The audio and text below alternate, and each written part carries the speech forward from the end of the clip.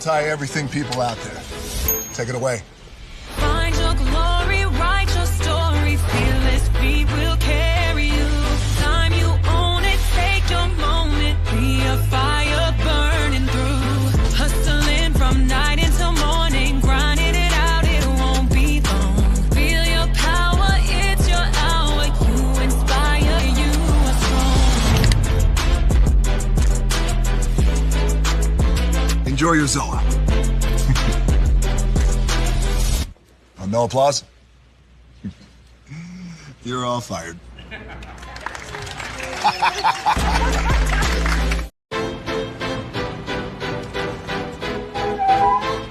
This is for all you multi-talented, multitasking, multi-everything people out there. Take it away. Find your glory, write your story, fearless feet will carry you. Time you own it, take your moment, be a fire burning through. Hustling from night until morning, grinding it out, it won't be long. Feel your power, it's your hour, you inspire, you are strong. Enjoy your Zoa. No applause? You're all fired.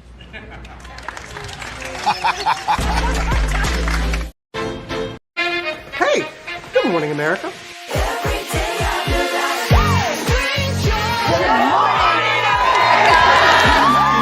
Good morning, America. Good morning, America. Good morning, America. Money! Are you ready? They are ready. Covering the biggest events in the country right now. There's a lot going on here. It's always a good time. That's what the show's about. That's good. Really good. Very good. Coming in hot, Jimmy, coming in hot. It's far from elementary. Oh. Good morning, America. I'm not going to try to strut like Michael or anything. I have known George a long, long time. Have you ever gotten him to dance? Look at that face. You don't just see it, you feel it. I'm in. I'm in. I'm in too. I'll be there. I am here and so happy. I'm in. I'm in too. I'm in. That tells you something when Snoop Dogg's in. Michael, George, Lara, Ginger. Prepare for a journey beyond imagination, beyond belief, beyond anything you've experienced before. Universal Epic Universe, a new theme park where you'll step through extraordinary portals to 5 immersive worlds. Prepare for a cosmic voyage of discovery, an isle of fire-breathing excitement, a shadowy world of monsters and mystery, new wonders in the wizarding world, and a new way to play. Plus the splendor of a magnificent resort hotel overlooking the park. It's all new excitement at Universal Orlando Resort. A week's worth of vacation thrills with 4 amazing theme parks, a variety of spectacular themed hotels, and incredible dining and entertainment. It's all at Universal Orlando Resort, where you'll find new adventures every day. Explore the astonishing worlds of Universal Epic Universe at Universal Orlando Resort.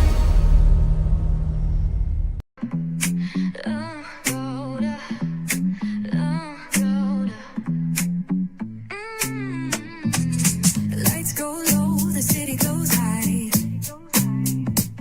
Stories untold under moonlit skies. Brave only, got the vibe, got the flow for the culture. Yeah, you already know. Turn it up, lean back, feel the breeze. Late night truths drifting through the trees. It's for the culture, by the culture. Brave Unlee's got the soul to show ya. Breaking it down, lifting it higher. Feel the rhythm, spark the fire. Headlines flip with a soulful twist. Behind the scenes where the magic sits. It's the heartbeat of the now and the then, where the story starts and never ends. Tune in, lean and feel the groove.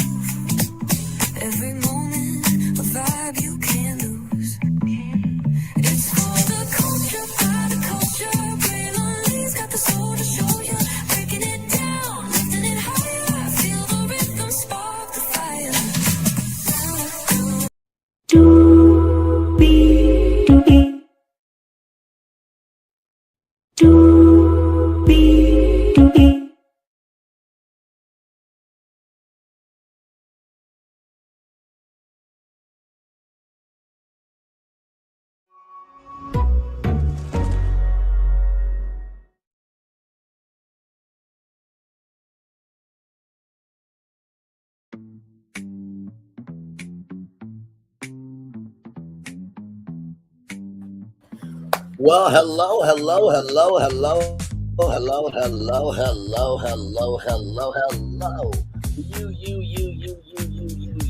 You. Welcome into another edition of Brainley's Virtual Tour Live. We are live on tour on this good I'm trying to say this.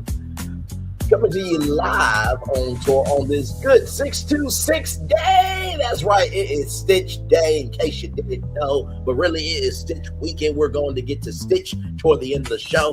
Personally, Disney, if you could make fun of yourself, a TP'd castle would be amazing this weekend, okay?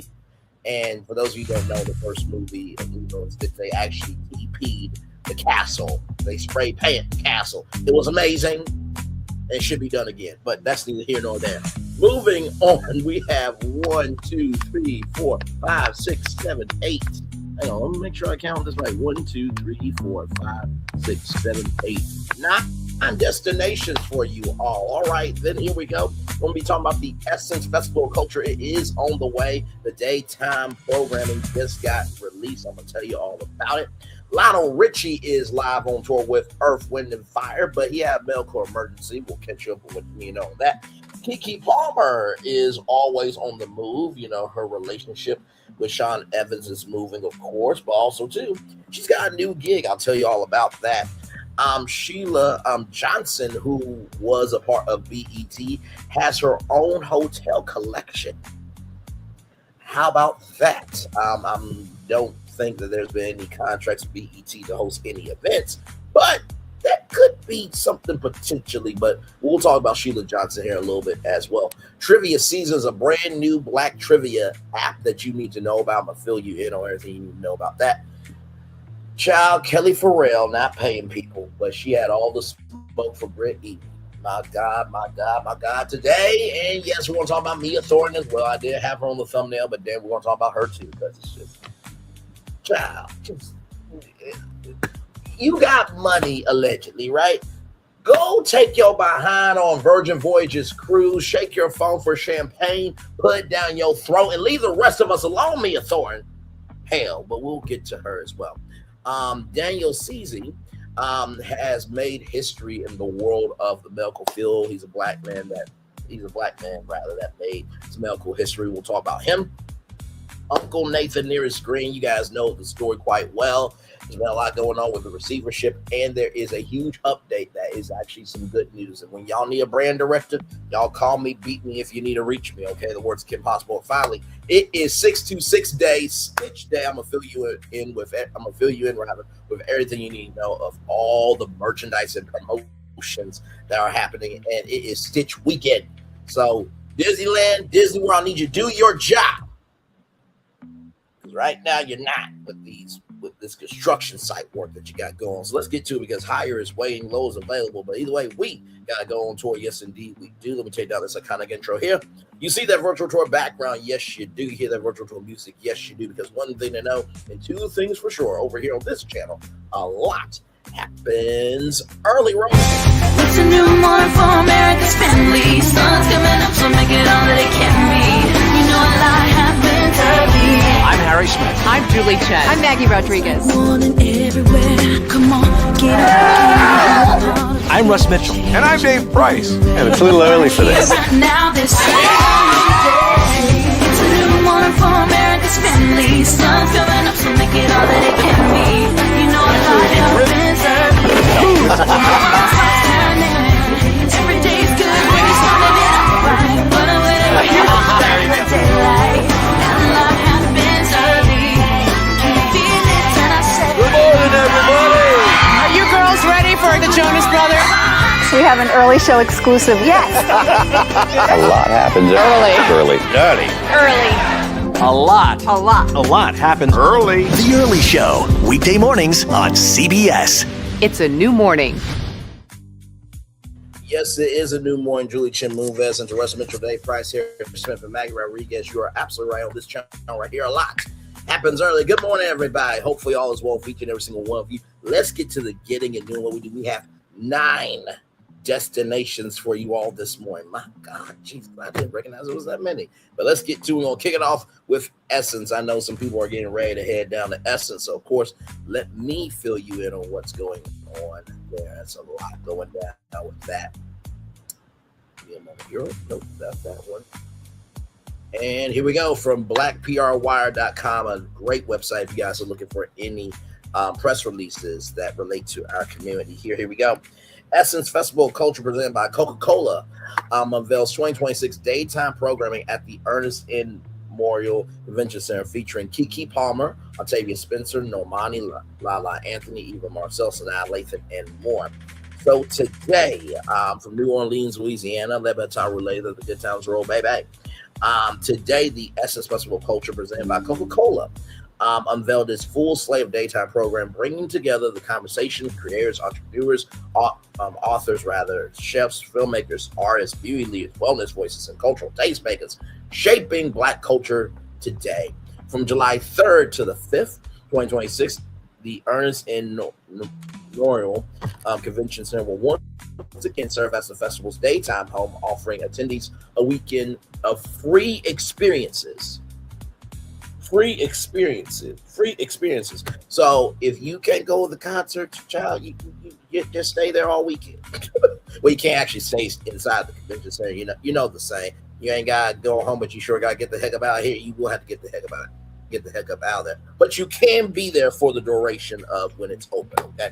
I'm rooted in discovery, connection, entertainment, community, and access. The daytime experience is designed as a full cultural destination before the festival continues each night with its highly anticipated evening concert series, bringing together some of the biggest names in music for unforgettable live performances in New Orleans. Now, personally, I'm gonna be real with you. I think doing, like Super Bowl, not Super Bowl live, child.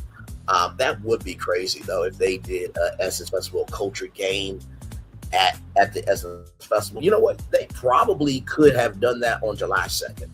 Just get 2 NFL teams, and just do a football game the day before. But what I meant to say was, imagine them doing Family Feud live at the Superdome. You know what I mean? Get two families up there, and they play Family Feud for $20,000 in front of a live crowd of people.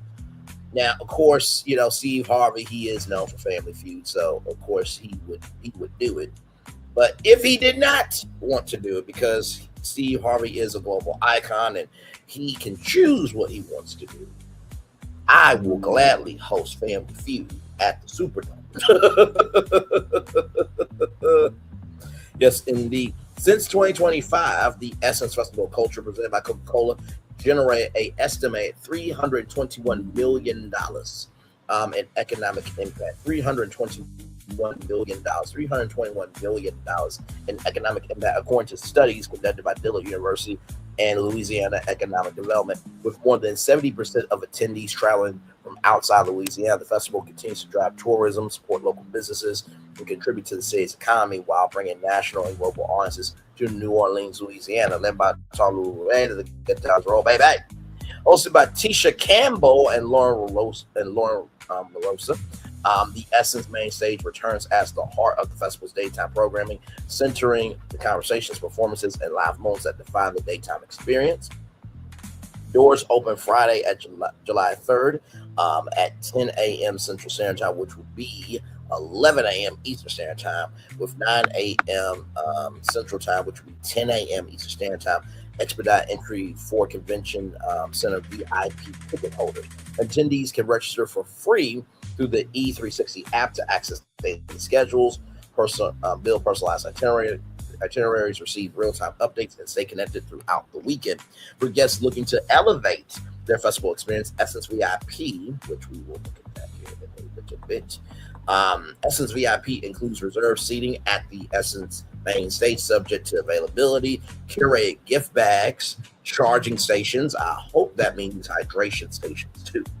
Okay, there's plenty of Black-owned water brands and hydration drinks that would love to be a part of the Essence VIP experience. I'm just saying. Exclusive offers to select invite-only events. So, invite-only events that will not be mentioned publicly. So if you're there, you got SSVIP. It might be a private meet and greet or a private Q&A with your favorite celebrity, or something of that degree. Might be a private dinner. Might be an excursion as well. You know what I mean? And access to the Essence Lux Lounge shopping experience, showcasing a curated selection of luxury Black designers and brands. The experience will feature labels including Bernard James, Christopher John Rogers, Brandon Blackwood, House of Amana, and Tia Adiola. I'm sorry if I butchered that last name there. And I'm sure Tefler, the purse that Beyonce made, famous. I'm sure that brand will be there as well, with additional designers to be announced. The activation offers attendees exclusive access to fashion. I was about to say fashionship, fashion, craftsmanship, and design from some of the most influential voices shaping luxury today. Across the convention center, the festival will spotlight the full range of Black creativity, commerce, wellness, storytelling, beauty, entertainment, cultural influence, guided by Chief Curator Tiana Taylor and the Aunties. Okay, then. I love it when our culture can just embrace what we are. Attendees will experience a more immersive festival designed to celebrate culture in motion. Throughout the weekend, Taylor's creative vision will come to life through curated conversations, interactive experiences, and community-driven activations. The Aunties Double Dutch Tournament.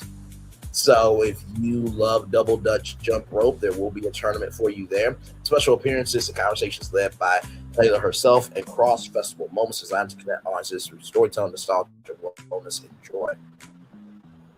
There will be a book festival as well, everybody. Book Festival Essence Authors returns with conversations featuring today's leading Black authors, journalists, cultural critics, and content creators. So if you see content creators will be in the building, okay? Alongside practical guides for those looking to break into the publishing industry.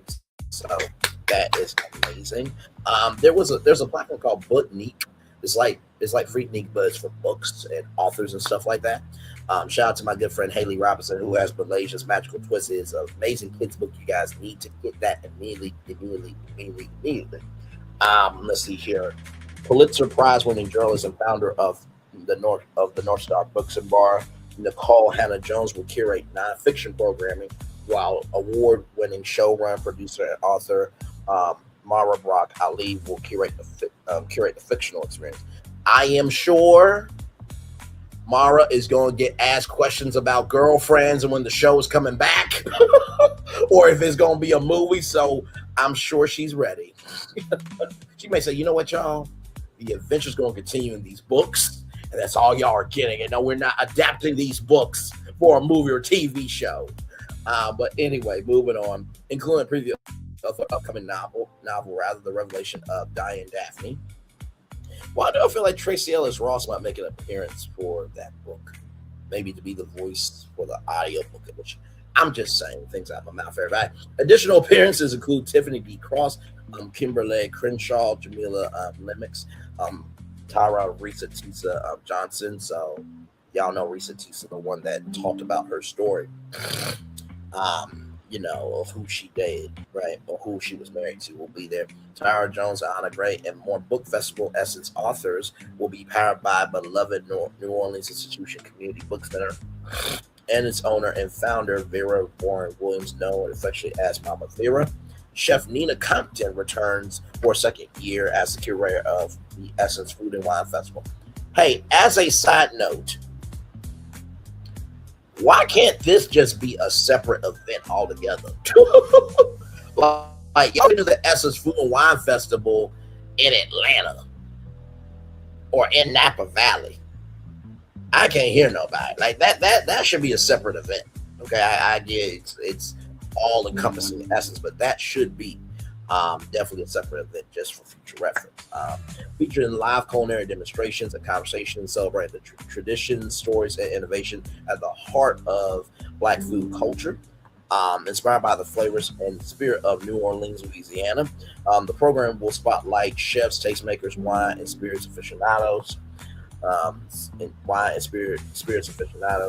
and culinary voices preserving legacy while shaping what's next. This year's experience is packed with this year's experience is packed with moments, including live competitive culinary formats alongside a star-studded lineup featuring Michael Snoop Dillard, Raven Goodwin, Sonia Norwood at Wicked Confessions, Chef Zoe Chase, F.B. Richardson, Mr. Happy Hour, and more.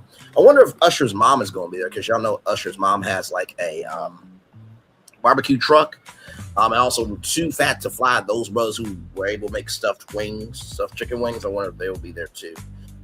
If Kelli Farrell was smart, she would be at this, but we'll get to Kelli Farrell here in a little bit. The Essence Film Festival, in collaboration with Essence Studios and executive producers MVD Inc., celebrates bold storytelling across film, television, music, and emerging media, while providing a platform for creators to showcase their work and connect with audiences. This year's festival received more than 600 submissions from filmmakers around the globe. That just goes to show you that studios, there's content out here for y'all, okay? And I wish my friend Brenda Gilbert still had Braun Studios. By the way, Braun Studios was the platform that created the Joker movie franchise. I think they did the Black Triple K Ansman and stuff like that. I wish Braun Studios would come back for sure. Shout out to my good friend Brenda Gilbert as well. Hopefully she's there at Essence this year.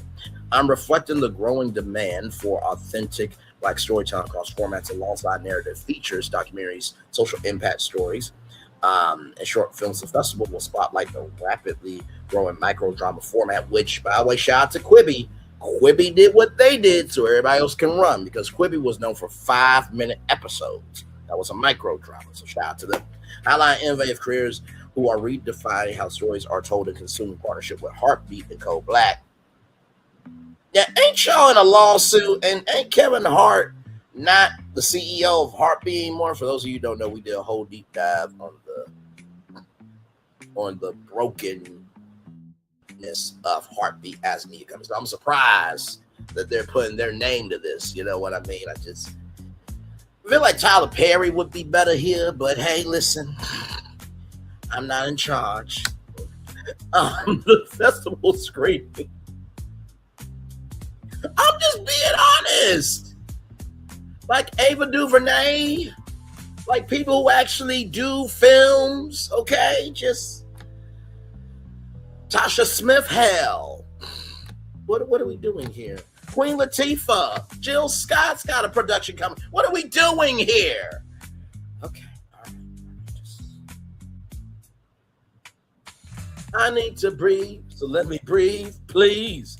The festival screening and selection process for the micro drama and short film categories, including the involvement of Jeff Flanagan, president and chief distribution officer of Heartbeat Festival. Attendees will also have the opportunity to engage with emerging filmmakers through Essence Film Festival Pitch Competition.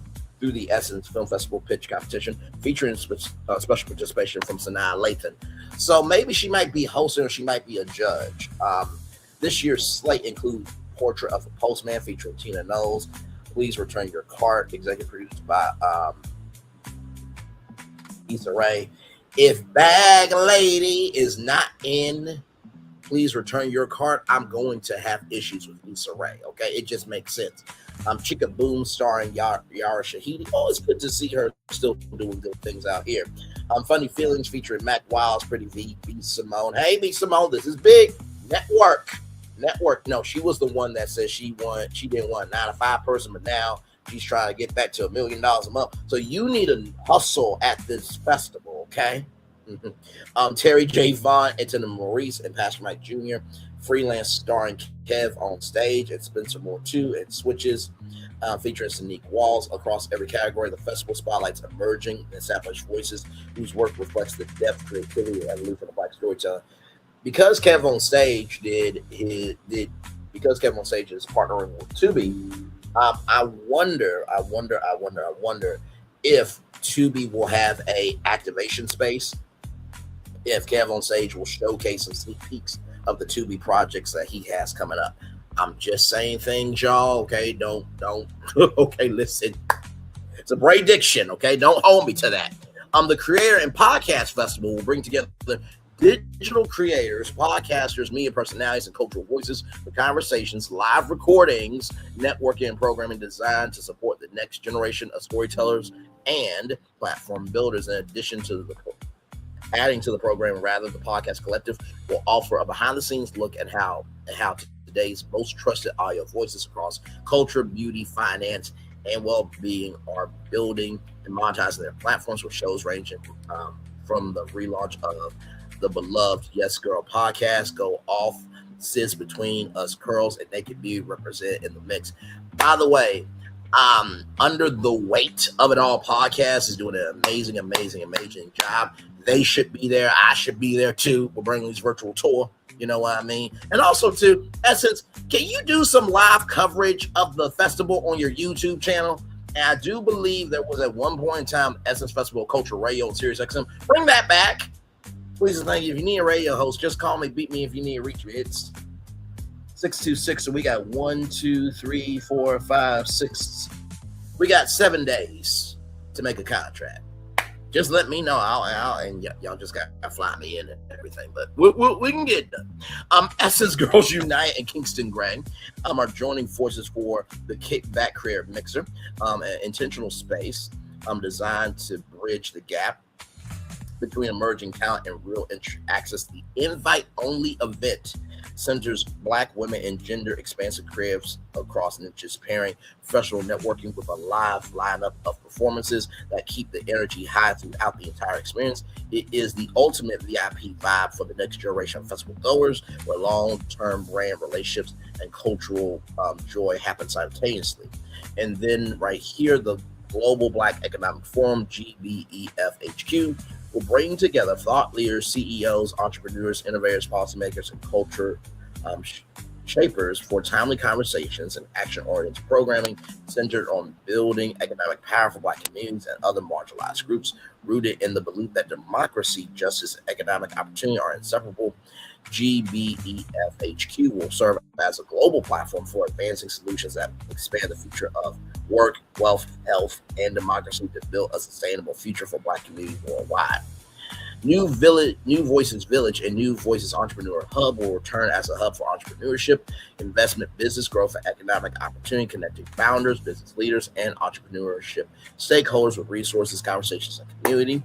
The New Voices Village and Entrepreneur Hub will feature founder features and demos, one-on-one office hours, headshot, and project photography opportunities, longer form workshops, 6 hours of integrated and branded content opportunities, and 80 plus entrepreneurs and emerging businesses across the programming slate come through. In addition to that, We Love Us, the marketplace formerly SoCo Market, will return as a dedicated shopping destination, spotlight Black-owned brands, designers, Black-owned brands, makers, designers, and entrepreneurs across fashion, beauty, wellness, home, lifestyle, and more. That is awesome. By the way, these different brands are under Essence, by the way. So I'm loving, from what I'm reading so far, I love the fact it's still Black woman focused, but they are expanding the tent where you can see the full spectrum of Black people, because Black people are not monolith. We love fashion, we love beauty, we love food, we love entrepreneurship, we love politics. We love a little bit of everything. So I'm loving that they are expanding it and not just focusing in on the entertainment to make it a more holistic festival. Loving that.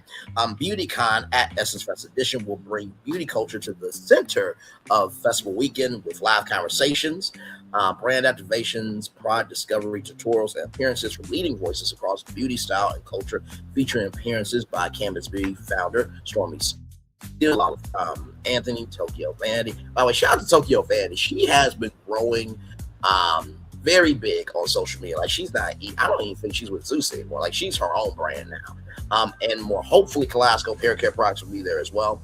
And many more brands for sure. Guests can also discover products and experiences from standout brands, including Grow Good, the beauty and wellness brand founded by Cardi B. And as you guys know, Cardi B will be performing live at the Essence Festival of Culture. So I am sure she is going to be like, this better be the, I can't do a Cardi B voice, but she's going to lay it down.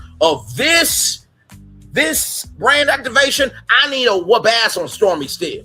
Now, I'm not saying she want to whoop ass on Stormy Steele physically. I'm talking about in business, okay? Y'all know Cardi B is bigger than Stormy Steele. That's a fact. No shade, no draggerization, no hateration, okay? But Cardi B is probably going to have the biggest brand activation space there. Just keeping it above. Black Beauty, Canvas Beauty. I said Black Beauty. I mean Canvas Beauty and Basque and Lather. Shout out to them too. They've been growing as well. For guests seeking an elevated experience, BeautyCon VIP will offer premium access, exclusive perks, and curated moments designed for beauty insiders and superfans. Unbothered and Well debuts as an evolution of the former wellness stage, a deeper, more intentional space to reflect, to rest, reflect, and reset in community. Across 3 days, the experience holds 18 plus sessions spanning women's health, mental health, self-advocacy, faith, and embodiment. Expanding the festival's belief that taking care of yourself is inseparable from Black joy, anchored by Keke Palmer's practice by Palmer Mat Pilates session. When did Keke Palmer get into Pilates? Girl! I know that you have your Master of Me book, which, by the way, I think Master of Me should be your self-esteem, entrepreneurship, company. That's just me talking business to you. Not like you know that I exist or anything, but good for you. Good for you.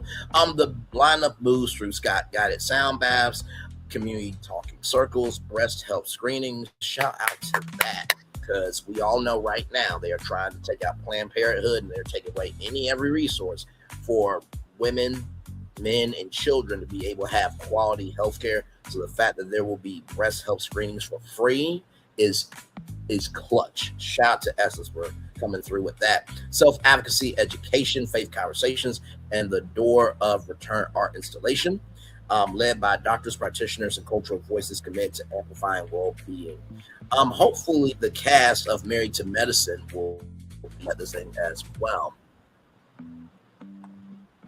Sway, the men's experience will return as a dedicated space for conversations, culture, style, wellness, finance, and community shaping Black men's lives today. Across the weekend, Sway, the experience will bring together influential voices, creators, business leaders, and cultural tastemakers for programming designed to engage men across interests, generations, and lived experiences, featuring appearances from Lance Gross, Currency, Wild Wang, Obi Jones, and more.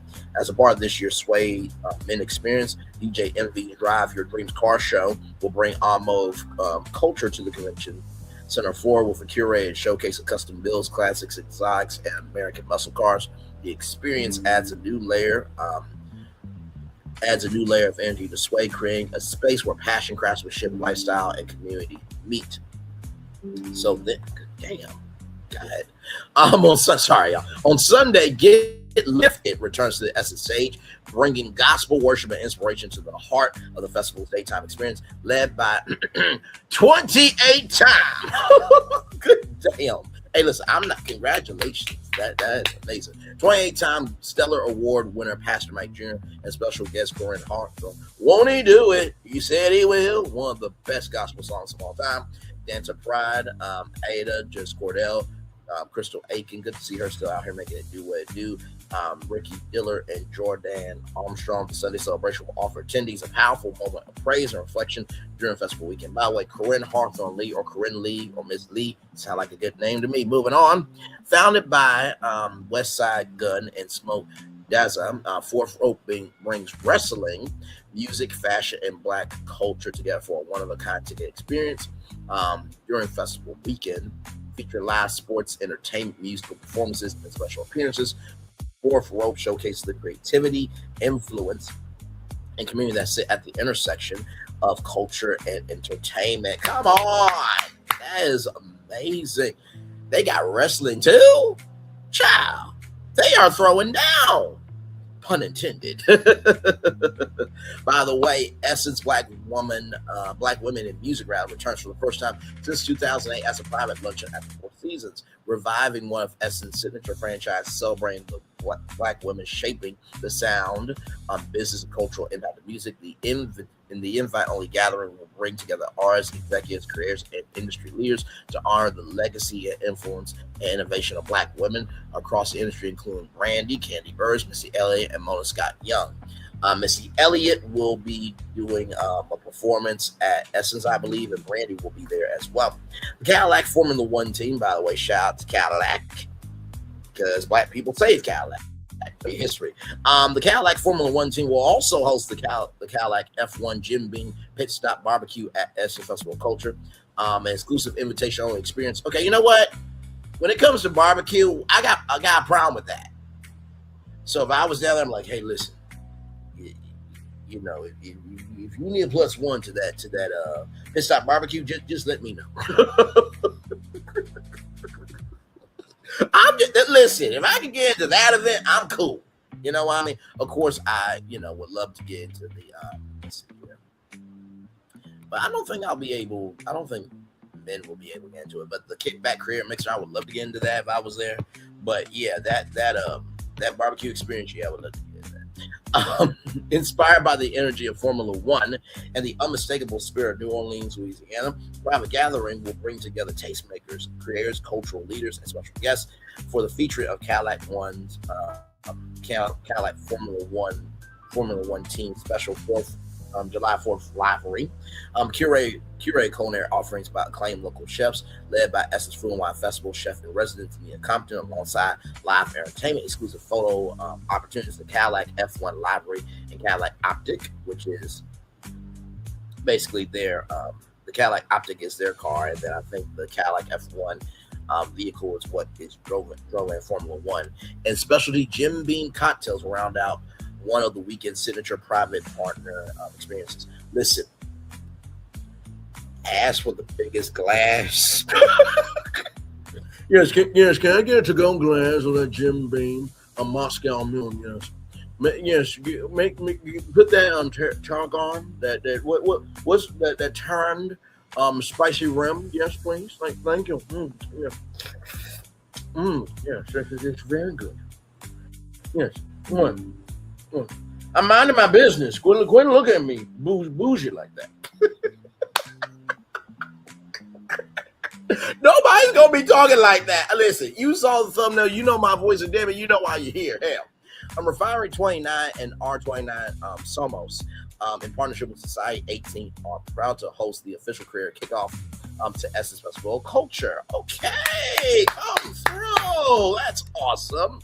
This invite-only gathering will bring together careers, media partners, brands, industry professionals, and cultural tastemakers for afternoon conversation, and community, celebrating the intersection of Black and Latino cultures. The experience will create space for authentic relationship building, meaningful collaboration, and opportunities to connect with the people shaping the future of media, marketing, and culture as festival weekend gets underway.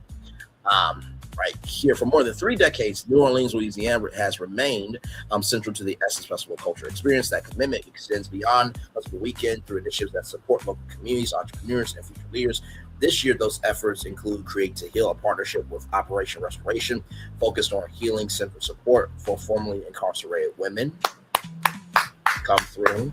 The Community Commerce Collective C3, connecting Black founders and entrepreneurs with resources, mentorship, and business opportunities via the New Voices Village and Entrepreneur Hub, and the Festival Brand Ambassador Program, creating paid opportunities for New Orleans area college students, partnership with the Mayor's Summer Youth Employment Program.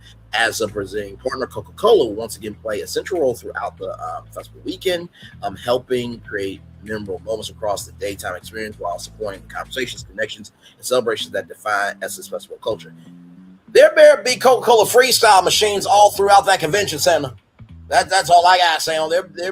Listen, I ain't gonna be the proud partner of this festival and not have my product everywhere. Okay, this is a business mind talking to y'all. From appearances to Normani, Ryan Destiny, and Eva Marcel, to performances by Mario Colore, Destin Conrad, and the world-famous Tiger Marching Band of Grambling State University. Shout out HBCU Energy. Coca-Cola's festival footprint will deliver a dynamic weekend of music, culture, and community, hosted by Jamila Musta and Charles Beloved. Programming will span sisterhood, HBCU pride, and cultural celebration through experiences including Shine City's Sisterhood Avenue, If Not For My Girls, and the world is my yard.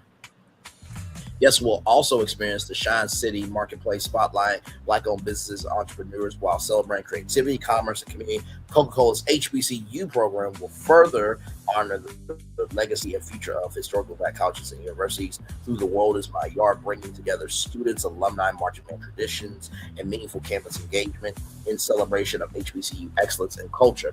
Disney returns to the Essence Festival of Culture with a dynamic slate celebrating multi-generational Black storytelling, including an exclusive first look at FX's The Drop of Snowfall Saga come through. That's been a long time coming for that spinoff to be coming through. So the conversation with cast members Gail Bean, Isaiah John, Sonette Black, Payne, Alex Smith, and Simi Buddy Sims 3. Of course, I believe that Damon Idris will probably be there just to support the crew. Descendants Wicked Wonderland starring Malia Baker, and a world premiere of the 4th season of The Proud Family, Louder and Prouder, which, first of all, I don't think y'all get how big it is to drop the world premiere of an episode before it comes out on a streaming platform. That's going to be happening. So to all people down there, you guys will be the first people to see the season premiere before the world sees it. That is top tier energy. Followed by a conversation with creator and executive producer Bruce W. Smith and executive producer Ralph Farquhar at the Essence Film Festival. I believe that this is the final season of the Proud Family, Louder and Prouder on Disney Plus. Disney's program will spotlight culture-shaping stories, beloved franchises, and the creative voices bringing them to life. Prime Video will bring exclusive previews of 3 highly anticipated projects to the Essence Festival of Culture. Audiences will go behind the scenes of 2 new highly anticipated action series, Ride or Die and Negro, each with a discussion with each of the series' leading women, including Academy Award-winning actor and executive producer Octavia Spencer and actor Maria Stein. Festival goers will also get a first look at the upcoming Muhammad Ali biopic. Michael B. joins Outlier Society with a conversation about bringing the life and legacy of one of the world's most iconic figures to screen. I'm sure Layla Ali will be in the building there. The discussion will feature creator and executive producer Ben Watkins alongside cast members Jalen Best, Daniel Gore, Amir Joseph, Kai Farmer, and Michael Ealy will be there as well. Together, the 2026 daytime slate reflects the full scale, and it is at full scale, everybody, of the Essence Festival of Culture, presented by Coca-Cola as a cultural, economic, and community force. From free daytime experiences, let me say that again, free daytime experiences at the convention center to the evening concert series and select ticket experiences. Festival weekend offers attendees a complete celebration of Black culture across ideas, entertainment, beauty, business, wellness, food, storytelling, music, and community. Tickets, for the 2026 Essence Festival of Culture presented by Coca-Cola evening concert series are available now, and also there are hotel packages. And travel offerings are also available for those planning their stay in New Orleans. Follow Essence Fest on Twitter, also known as X, Facebook, Instagram, and download the E360 app to stay connected, everybody. Sundial Media Group and Technology Group is a human connections company redefining the future of media with more than 100 years of storytelling expertise and audience insight. SMTG is transforming the traditional media model into a technology-based enabled ecosystem designed to foster belonging, driving influence, and scale economic opportunity. Its portfolio includes some of the most iconic and purpose-driven brands and experiences in culture today, including Essence Girls Unite, Essence Studios, Essence Festival Culture, Firing 29, Afropunk, and BeautyCon, through strategic storytelling, powered platforms, and products built for cultural impact. Sundial Media Technology Group is where connection becomes currency. So there you go there. Amazing stuff. So here it is here, just to show y'all right here. So this is where you get your tickets. See that? Free. Okay? Free. free. Okay, so from 10 a.m. to 5 p.m. it is free. Child, if I could go, I would just go for the free events. Okay, listen. But here are the different tiers, right? So, of course, your general admission will get you into the convention center.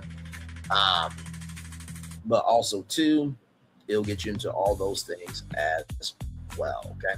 Essence VIP, you get in an hour early at 9 a.m. before general admission. First access to the 4 best reserved seats at the Essence stage and the Essence Lux Lounge to relax and recharge between moments, a curated gift bag, open hospitality, premium amenities, and charging throughout the day, plus express VIP entry lanes. Everything in general admission is included. So everything that you get to go to here, plus here. Now, VIP evening concert, Superdome are taken separately. Of course, we know that. And then BeautyCon, your BeautyCon VIP pass gets you in an hour early. Reserved seats at the BeautyCon stage and access to the BeautyCon VIP lounge and a curated gift bag from leading beauty brands, talent moments, and hospitality all weekend, plus express VIP entry lanes. And then the 4th rope, heels have Eyes Nola right here. The Academy for Advancing Excellence. Now, here are the prices for the VIP. $193.03. That's not bad for a VIP. That's just one day. Okay. All of them are for one day. So if you want, so that's about what? $600. But hey, listen, if you just do one day, that's not bad for a one-day ticket. Then, of course, the BeautyCon's a little bit pricier because, beauty, it costs $225.80 for the VIP ticket. And the coaching session, which was free, is sold out. But shout out to them for being able to have those sessions for free leadership coaching. Shout out to that. And then right here, the Heels Have Eyes event is different here. So here is the tickets here. So general admission, $67.49. ADA spot, no physical seat. That's for people with disabilities and wheelchairs, $67.49. Ringside, $90.88. And then 4th rope with commemorative chair, $318.57. So that is everything you need to know for that there. Then, of course, the concerts that will be happening there. So you got a 3-day, you got a lot here. You got End Zone Club, you got Friday only, you got a weekend package. Got a lot going on.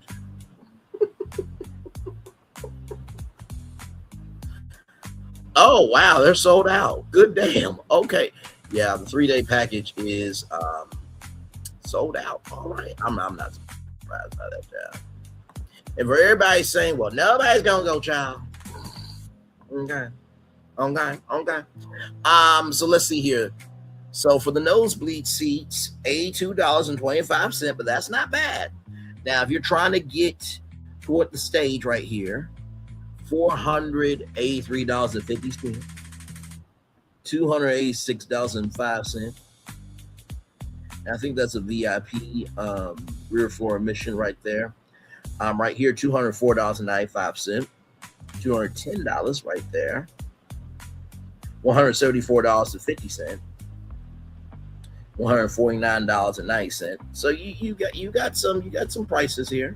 Got some prices here. So there is that there.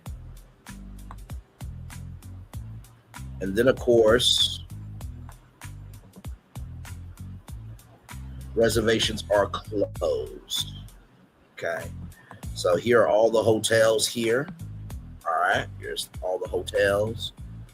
And, shout out to Branch International, because I know that she loves the Essence Festival, so I'm sure she'll be going as well. I think about her from time to time. I really hope that she's doing well. I know that, she had her thoughts on a particular issue. I have my thoughts on a particular issue, but I do think Branch International is a beautiful, beautiful woman. doing great things. Support Branch International and her organization. Her daughter is absolute top tier energy as well. So, yes, because last time we were talking about going to the Super Bowl together, that she knew somebody. So, yes, indeed there. All right, that's everything you need to know on Essence. All right, almost a whole hour on Essence right there. All right, now let's get to this here. From rollingout.com, celebrating 25 years on to the next 25 years. Earth, Wind, and Fire and Lionel Richie deliver a sermon in a sound. Lionel Richie and Earth, Wind, and Fire turned St. Paul into soul's main stage. Let me tell you something. Lionel Richie is that legend, bro. To be 70 and still be able to hold your own is amazing. Not every concert becomes a memory that lives rent-free in the hearts of those who witness it. Wednesday night at the Grand Casino Arena, the opening night of Sing a Song All Night Long North American Tour. North American Tour delivered exactly that, an electrifying collision of soul, funk, R&B royalty, and raw human vulnerability that ultimately ended not with crescendo, but with silence and an empty stage. Earth, Wind, and Fire, legends never clock out. They never do. Before Lionel Richie ever set foot under the lights, Earth, Wind, and Fire reminded St. Paul why their name has been synonymous with music excellence for more than 5 decades. 3 original members, Philip Bailey, Vern Dean White, and Ralph Johnson, led by a youthful, energetic cast of new members, onto the stage. And the moment they opened their mouths on a shining star, the Grand Casino Arena transformed into something closer to a revival than a concert. Can you imagine Earth, Wind, and Fire like warming you up for your show? Like, my God, that's like if Earth, Wind, and Fire opened up for Brayley's virtual tour, live on tour. It's like, no, I should be opened up for y'all. Like the hell. Fans rose to their feet in a wave of recognition and reference. Their applause cascading through the arena like thunder rolling across a Minnesota summer sky. Shout to Prince. The group moved through Let Your Feelings Show, Serpentine Fire, and sing a song, on and on, on and. Listen, we don't have Earth, Wind, and Fire, so you gotta just deal with me, okay? Listen, look, with the kind of precision and passion, or La Passion, shout out to all the Dexter fans out there. I'm ready for Dexter Resurrection Season 2. And Original Sin should be back as a series, but that's neither here nor there. That can only come from ours who have spent a lifetime living inside their music. The emotional crown jewel, Earth, Wind, and Fire set arrival Philip Bailey, whose falsetto remains one of the most extraordinary instruments in the history of recorded music, was joined on stage by his son Orshid to perform the reasons that we're here. The father and son pairing was nothing short of breathtaking. Oshunde carries the same silken softness in his voice, the same achingly beautiful upper register. And watching the two harmonize was a moment that blurred the line between concert and something we believe quietly sacred. B. David Whitworth stepped forward to deliver After the Love Is Gone. His performance drew an almost involuntary comparison to Earth, Wind, and Fire founder Maurice White. Rest in peace to him.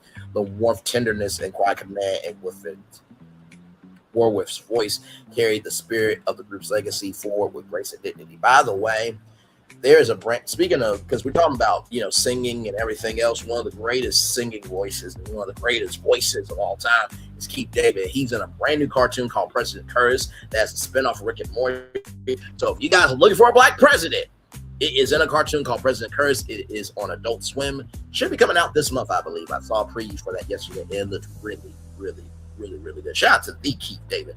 I would love to interview him sometime. Sincerely, one day. Let's do it now, okay? Because his black ain't cracking, but he is 70. But I would love to interview him. Shout out to the Keith David. I feel like Keith David could join Earth, Wind, and Fire. No, he could definitely throw down. Let's see here. Whitworth's voice carried the spirit of the group's legacy forward with grace and dignity. The younger members of the ensemble kept the energy, connect, and electric throughout, dancing and performing across every inch of the stage, ensuring that not a single corner of the arena felt left behind. Earth, Wind, and Fire closed their set with a 1-2 punch of "Let's Groove Tonight." Do you remember when it went down in September? Chasing around the way, on and on, on and on and on. Two songs that, after all these years, still have the power to make a room full of strangers feel like a community, but really more like family. See, that's how you do a live edition, to the article. Moving on. Lionel Richie, the one, the only. The legend himself, showmanship, humor, and an unforgettable moment of stillness. When the lights dropped low and the stage filled with smoke and anticipation, Lionel Richie appeared in a yellow jacket and black leather pants. His voice cut through the haze with the opening notes of, "Hello, is it me you're looking for? I can see it in your eyes. I can see it in your smile." The arena erupted. Fans sang every word back to him before he could even reach the chorus. A phenomenon. Richie himself acknowledged with characteristic humor, joking that artists tended to out-sing him on his own songs. But that's the power of music, though. I mean, his catalog is so amazing that, child, he don't have to sing a word. They can just play it. He just can sit in a chair and get paid. Not everybody gets to that type of level. Listen, that self-deprecating warmth defined Richie's portion of the evening. He moved through Running Through the Night, Easy, My Love, Penny Lover, Said La, his voice still supple and commanding, his stage presence, a masterclass in charisma, earned over the decades. Stuck on You, I got this feeling that didn't get some more my way, and it's said long, honey, good times never felt so good. And You Are, each song landing with a familiar embrace. Then came the moment that would be retold for years before launching Dancing on the Ceiling. Dancing on the Ceiling. Richie announced that he needed to sit down. He meant it literally. He lowered himself onto the stage floor, his band members joining him, and performed the entire song seated. Richie acknowledged that it was the first time in his career that he had ever done that. The crowd roared with affection and laughter. It was unscripted, it was human, it was Lionel. From there, he moved to a stunning grand white piano that delivered a tender, luminous rendition of Three Times Late that left the arena hushed and reverent. An abrupt ending. Then Richie rose, told fans that he needed a brief intermission, and asked them to stay put. After 30 minutes, restlessness crept through the crowd, and some fans began to walk toward the exit sign. After 45 representatives stepped to the microphone and announced Richie was not feeling well and could not continue. Some fans depart disappointed. The other songs they came for still unplayed. Others chose grace. One concert go reflected on the evening, offered a perspective that felt like the truest summary. Alleged still performing is itself a gift, and gratitude is the only appropriate response. Shout out to that concert goer. And honestly, let me tell you something. I bet you some fan could went, "Hey, can y'all just play it?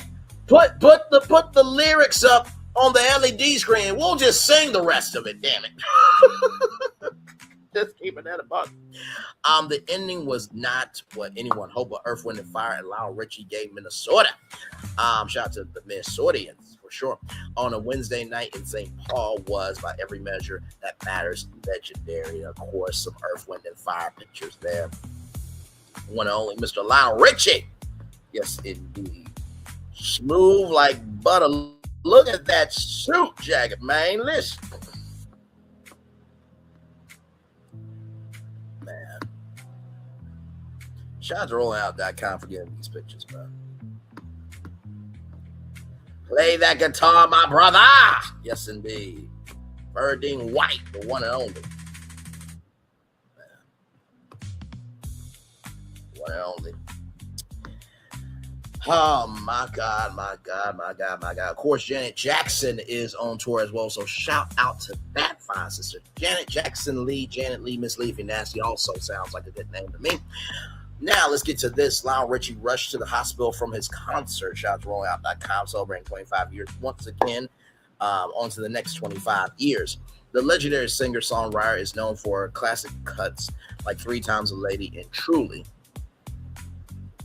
The opening night of Lionel Richie's highly anticipated North American tour took an unexpected turn when the legendary singer was forced to end his performance early after becoming ill on stage. The 77-year-old music icon was transported to a local hospital Wednesday night after experiencing dizziness during his concert at Grand Casino Arena in St. Paul, Minnesota. Page 6 reports, while officials confirmed that an adult male was taken from the venue to a nearby hospital. Really? An adult male? Y'all can just say Lionel Richie. We all know who the adult male was performing on the damn stage. Good Lord. Richie's current condition has not yet been publicly disclosed. A sudden pause in the music. Fans noticed something was wrong when Richie struggled through a performance of his classic hit, Dancing on the Ceiling. According to video shared online, the Grammy-winning artist sat down several times while continuing to sing. Addressing the audience with his trademark humor despite the circumstances, Richie reportedly said, "When you're feeling dizzy, sit your ass down."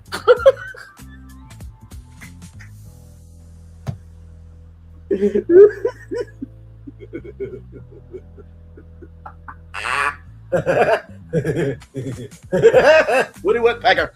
Anyway, the crowd applauded as the singer attempted to push through the performance, but it soon became clear that he needed medical attention. The show comes to an early end after briefly leaving the stage for an intermission. Richie allowed his band to entertain the audience for approximately 15 minutes while he sought medical evaluation backstage.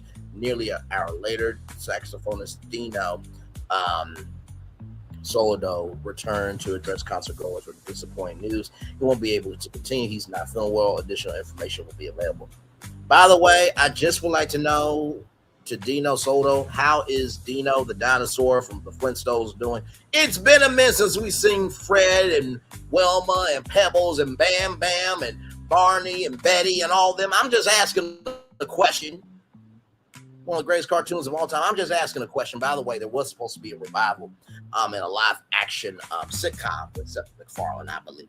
I think Elizabeth Banks was supposed to be a part of it. By the way, speaking of Elizabeth Banks, there is a new live action Magic School Bus movie coming out. So I'm curious about it. That's one of my favorite cartoons ever. But moving on, the announcement officially ended the opening night concert, leaving fans expressing concern for the beloved performer. Excitement before the unexpected. Just hours before taking the stage, Richie has shared his enthusiasm about launching the 26-city North American tour, which he is co-headlined with Earth, Wind & Fire. I mean, my God. Now, that could be a 3-hour concert and nobody would have any crap to say because they would be here for it. Opening night, rocket launching, rehearsal, sound check, showtime tonight, St. Paul, Europe. He wrote to his 2 million strong on Instagram page alongside photos from rehearsals posted to social media. The post captured the excitement surrounding the tour's kickoff, making the evening's unexpected ending all the more surprising. A birthday celebration turns into a challenging week. The concert came only days after, Richie celebrated his 77th birthday on June 20th. So he celebrated his birthday during Juneteenth weekend. How cool was that? In another social media post, he thanked his band, tour crew, for surprising him with ice cream and pie before the tour began. A perfect way to start the tour. Laughing emoji, feeling grateful. See you tonight, St. Paul, Minnesota, with the heart emoji there. Richie wrote, the heartfelt message reflected the optimism surrounding the new tour before Wednesday night's health scare interrupted those plans. Fans await an update. As concern grows among fans, Richie's representatives have not released an official update regarding his condition. His next scheduled performance is set for today, or tonight rather, Friday in Chicago. Though it remains unclear whether the concert will proceed as planned for now, supporters around the world are hoping that the legendary entertainer makes a swift recovery and returns to the stage when his health allows. Absolutely, we definitely want Lionel Richie to be okay. I did see the news. I'm just like, we need Uncle Lionel. Can we just stop with all these passings? This is too much. And by the way, because the Barack Obama Presidential Center is open, can you imagine Lionel Richie having an after party at the Obama Presidential Center? And by the way, I think Barack Obama should come up with Lionel Richie and sing, I'm so in love with you. Now, that's Al Green, but Barack Obama sung that. So I think, Lionel Richie, Barack Obama singing that song at the opening of his Chicago show would be amazing. But that's neither here nor there. Now, There is something that I did see from. There is something from Good Morning America that I did see. It came out 2 hours ago, but here it is. Here, let's watch this. This morning, fans of music legend Lionel Richie growing concerned for his health after he abruptly ended the opening night of his tour in Minnesota. Videos online capturing Richie performing about an hour into his set list, and he was seen taking breaks to sit down. Moments later, Richie telling the audience he felt dizzy. What I have learned about my years of being in the business, when you are feeling dizzy, sit your down. The 77-year-old went on to perform another song before an impromptu intermission. And shortly after that, his saxophonist told the crowd Richie was unable to continue. I thought it was great for him to be fully transparent with the audience, which is what he was doing all night. Then, yeah, it was a light bulb moment, though, because then you were like, oh, he is having a hard time. Overnight, United Center in Chicago posting that Richie will be postponing his next 2 shows in Chicago and Columbus. Okay, so that's the update there. So if you were going to see Lionel Richie in Chicago or Columbus, he is postponing his shows. I am sure you can get your money back. And I'm sure when Lionel Richie comes back, he will probably do an extra show just because he can. And that's the kind of man he is. So prayers up to Lionel Richie. Under the advisement of doctors. All night. The 4-time Grammy winner, famous for hits like All Night Long and Dancing on the Ceiling. And all the speed. Posting these photos to social media from Wednesday's sound check. All smiles ahead of the show. Richie telling our Robin Roberts last year about the high energy atmosphere he aims to create during his performances. Oh, you thought you were going to sit down during my concert? Oh, no, everybody up. And it becomes now an orchestration of kind of taking over with how I want them, the audience, to react. And then once they get to the 3rd song, they know what to do from then on. Yes, they do. So Richie, as we said, is postponing his next 2 shows on the advice of doctors, but he's in great spirits. He plans to be back on stage Tuesday in Pittsburgh. And Lionel, we wish you all the best. Yeah, we really do. Definitely. He's a great guy. All right, Lara, thank you for that. Thank you guys at GMA for that. All right. All right, everybody, here we go. Let's continue on. We do have more Brainley's Virtual Tour Live coming up right from this space right here and right now. Shout out to rollout.com once again, celebrating 25 years. On to the next 25 years. BET names multi-hyphenate Keke Palmer to its board of advisors. Keke Palmer joins BET's board of advisors as entertainment's new power voice. Not surprised by this at all. 45 years in, BET is not coasting on legacy. Under the direction of President Louis Carr, the network has assembled a board of advisors that reads less like a ceremonial honor roll and more like a war room for culture, for a curated constellation of business architects, creative visionaries, and community champions tasked with shaping where one of America's most iconic media institutions goes from here. The board functions as a mirror, both a mirror and a compass, offering the kind of honest panoramic perspective that keeps the network alive and relevant in an era where relevance is earned in real time. The latest addition is to that table is someone who has spent 2 decades proving that she belongs at every table she walks into. Keke Palmer, the living argument for versatility. Few careers in contemporary entertainment have bent and stretched the way Keke Palmer's has and still held their shape. Since she first appeared on screens as a child actor with a presence that seemed to outgrow every frame, Palmer has evolved into something rare, a figure who doesn't just survive reinvention but seems energized by it. Her acting resume carries the kind of weight that resume highlights alone can't fully communicate. An Emmy Award, an NAACP Image Award, a historic turn as the first Black woman to play Cinderella on Broadway, and Keke Palmer will be an EGOT winner, believe me. A milestone that carry cultural significance far beyond the theater world. Each achievement has arrived not as a capstone, but as a launch pad. Proof that Palmer treats entertainment less as an industry, and more as an ecosystem that she keeps expanding. Bridging screens, stages, and streaming. What distinguishes Palmer from her peers is not the range of what she does, but fluency with which she moves between worlds. She is as comfortable anchoring a late night talk format as she is commanding a blockbuster set or stepping behind the camera as a producer. That kind of cross-platform elasticity has not only made her just a talent, but a connective force, someone who links generations of fans who came to know her through very different doors. Hosting, producing, acting, performing, these categories feel almost too rigid when applied to Palmer, who has spent her career treating them as suggestions rather than lanes. So, jump in on Disney Channel, Keke Palmer, True Jackson VP, which we are still waiting for the revival of, damn it, KK. I'm fine. Not saying I can be Kiki's new man, the revival, but I'm available. But she got Sean Evans in real life, so we are happy for that. But in addition to that, you know what? Honestly, too, Sean Evans could be in the revival. He could like work a wing shop in True Jackson, Prez, the spinoff. Well, the revival, not the spinoff. The spinoff would be something from the original show. But anyway, but in addition to that, Just Keke was a talk show on BET produced by Judge Greg Mathis, and she was the youngest talk show host in history. So Keke has been around BET for a long time, so I'm not surprised by this move at all. Now, I know she has Baby This Is Keke Palmer podcast through Amazon's Wondery. Now, I don't know if maybe she could do like maybe monthly live events on BET with Baby This Is Keke Palmer live recording, shows on BET. Could be something, but of course she will have to figure that out. And then of course I think she is oh my god, let me look it up, because I think she's like the creative director of Cream of Nature or something like that.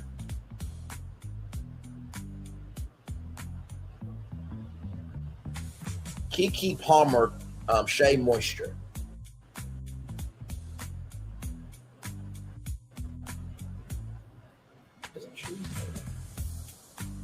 Oh, Cream of Nature, that's right. Keke Palmer, Cream of Nature CEO. So no, she is the chief brand officer of Cream of Nature. So yeah, she like I said, there's a lot that Keke can bring to the table for sure. Building beyond the spotlight, the board appointment reflects something more substantive than Palmer's entertainment portfolio, a demonstrated commitment to creation with purpose. In 2026, she launched Practice Palmer, which I did not know of until I read the Essence article to you all. Wellness platform that brings mindfulness, movement, and self-discovery to her community in intangible, accessible ways. Is the kind of initiative that reveals what a public figure actually values when the cameras are dictating the agenda. That venture joins Key TV, her digital network built to widen the door of opportunity for emerging creators who might otherwise find industry's traditional entry points locked. Taken together, these projects sketch a portrait of an entrepreneur who understands that cultural influence is most powerful when it circulates, reaching the people who have historically been left outside the conversation. Her philanthropic work extends that philosophy further still with sustained investment programming and support systems for young women and underserved communities. By the way, Taraji P. Henson better be on this board because she has hosted the BET Awards several times, and she also has a deal with BET Studios. I'm just saying. The right seat at the right moment. BET's board of advisors was designed to challenge the network as much as champion it. Holding a beloved institution accountable to the audiences it serves while helping chart the creative and commercial territory ahead. Palmer's appointment signals that the network is serious about that mandate. At a moment when Black media is navigating shifting platforms, expectations, and cultural stakes that feel higher than ever, Keke Palmer brings something that cannot be manufactured. Authenticity earned over time, a track record that spans industries, generations, and communities. That is exactly the kind of voice a 45-year-old institution needs as it writes its next chapter. Not to mention too, can you imagine Practice by Palmer doing shows on BET about mindfulness and movement and self-discovery? Like, Keke is the one to be the two to activate the three. Congratulations to Keke Palmer. I am not surprised by this move at all. Sincerely, Keke is definitely a legend. She actually came to my middle school, Dunbar Middle School, It was in the early days of her career. She had a song called Keep It Moving. Hell, I don't even know if she remembers that song, but I definitely remember seeing Keke Palmer in middle school. So there is that. Hey, one person, welcome in. Glad to have you here. We talked about Essence and the Essence Festival of Culture. We talked about Lionel Richie. We just got done talking about Keke Palmer. Now we're about to talk about Sheila Johnson. Here we go, everybody. Like I said, we got 9 destinations, so we got a lot to cover. From Black Enterprise Magazine, blackenterprise.com. Here we go. Billionaire Sheila Johnson's flagship DC hotel is in talks to rebrand as a Marriott property. The potential move will mark another chapter for the BET co-founders luxury hospitality brand Salamander, Washington, D.C. Billionaire entrepreneur Sheila Johnson, the founder and CEO of the Salamander Collection luxury hotel hospitality company. Yes, indeed, I did like the fourth picture. Yes, indeed. Is reportedly in discussions to rebrand the Salamander, Washington, D.C. as a Marriott property, according to Washington Business Journal. The 373 room hotel located alongside the city's southwest waterfront near the National Mall and Tidal Basin has operated under the Salamander name since September 2022. So 2022, 2023, 2024, 2025, 2026. So 5 years, which is a long time in the hospitality business.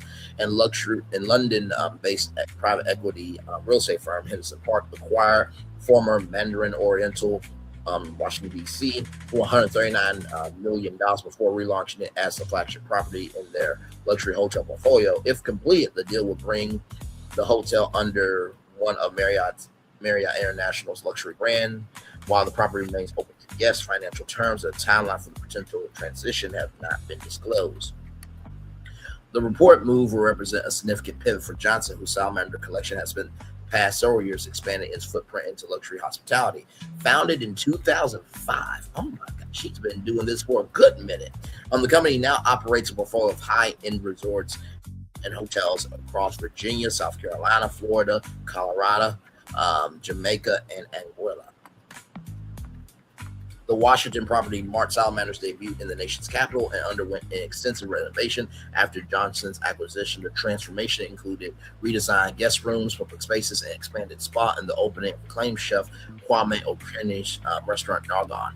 And by the way, the Obamas honored that chef that drowned at their Martha's Vineyard place, I believe, or I think they were in Hawaii. Either way, their chef drowned.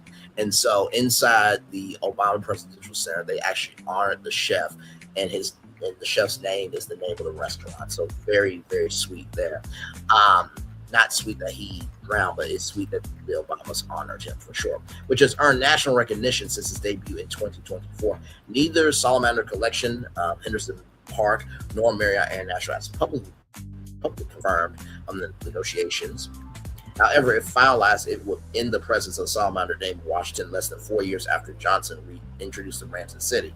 Johnson, who co-founded Black Entertainment Television, BET, with her then husband Bob Johnson, made history as America's first black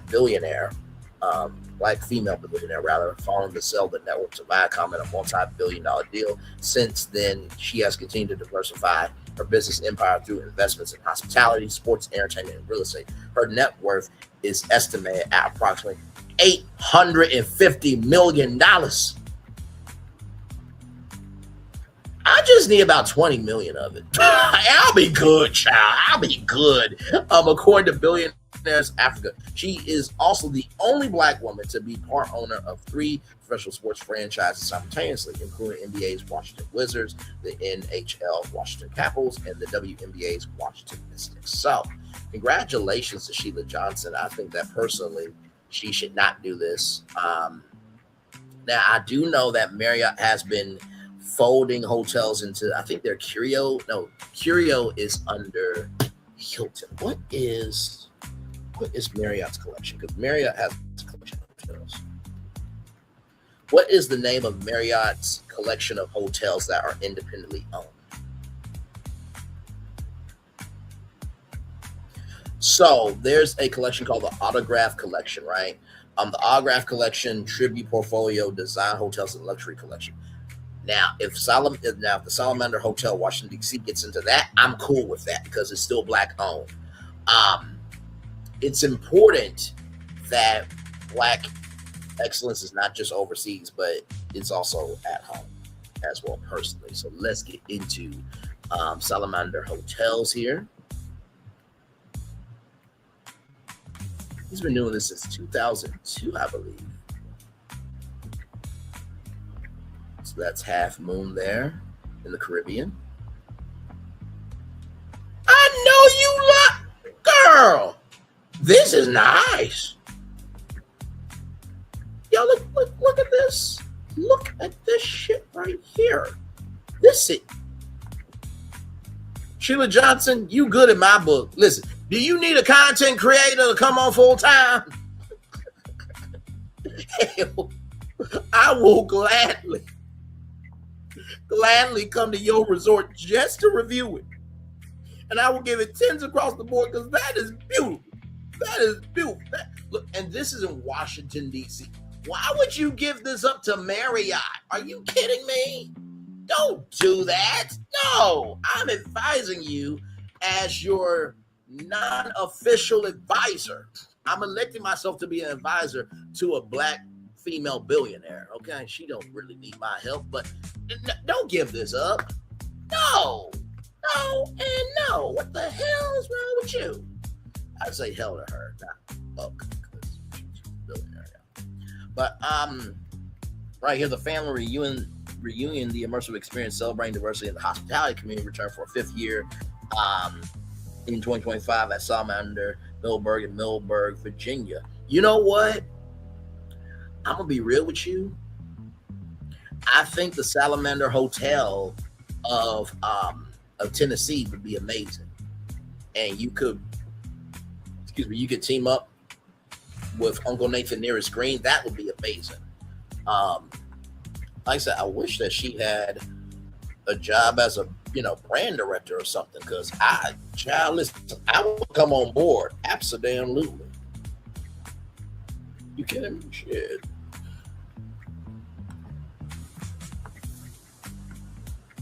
Give me one moment, y'all. I just want to see something.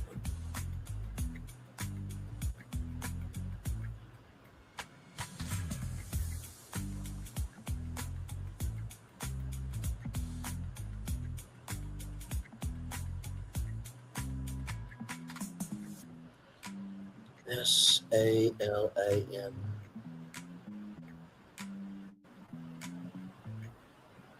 Salamander Resort. I'm looking for the hotels.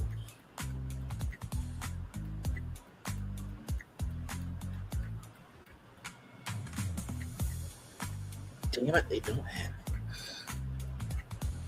I was about to say, because sometimes if you want to connect with businesses, go on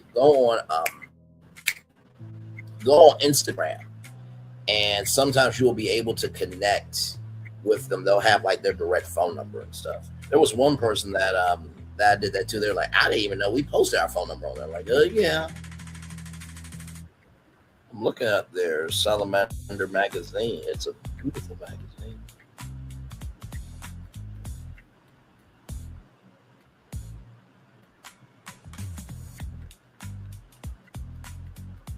Yeah, child, I don't think you should get that up. And look at this right here.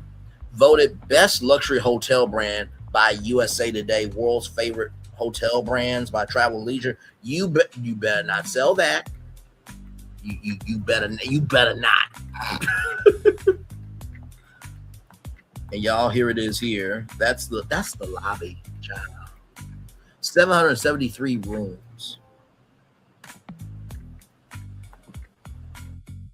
Bro, this is stunning. I did not know that Sheila Johnson did this. I had no idea.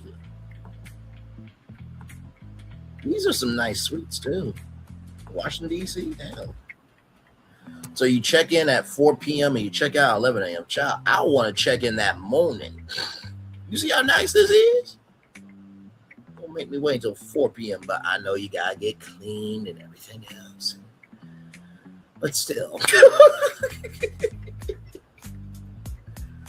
You got indoor pool, very nice.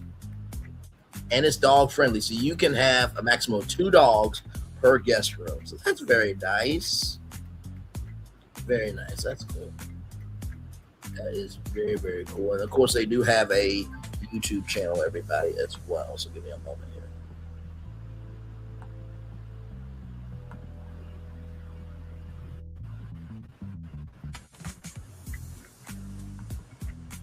So here it is here.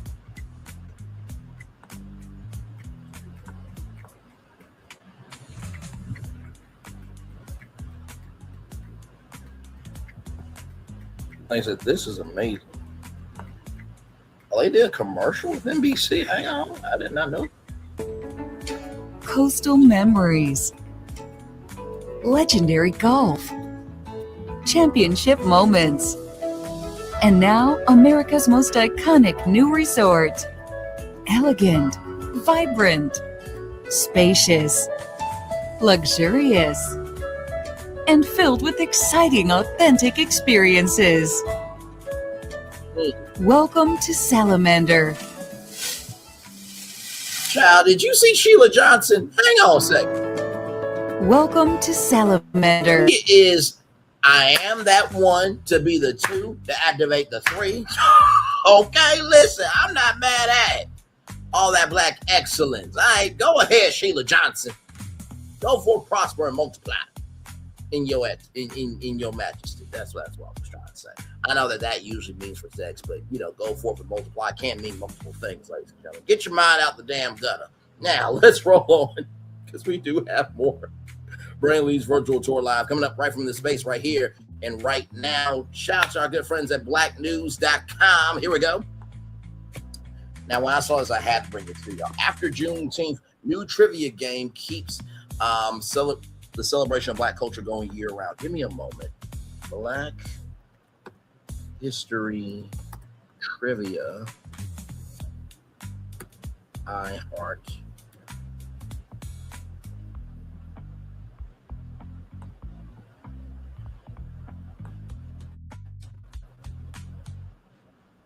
TR.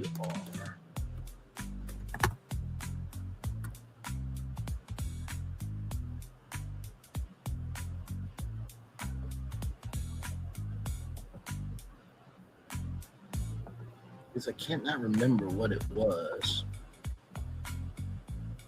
Oh my God.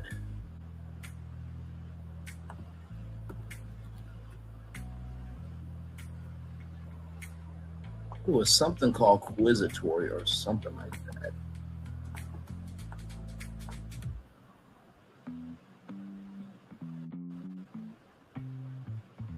I cannot think of it right now. It's agitating me.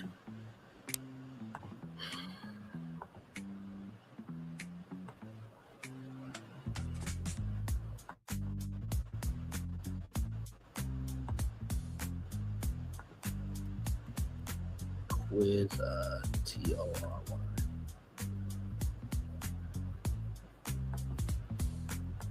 Damn it, I cannot think of it. But it was a Black History app with iHeartMedia. I cannot think of it. But anyway, that app I believe is still around. I just can't remember the name of it. But this app here, trivia season launches with over 10,000 questions spanning Black history, music, sports, and science. After Juneteenth, new trivia game keeps celebration of Black culture going year round.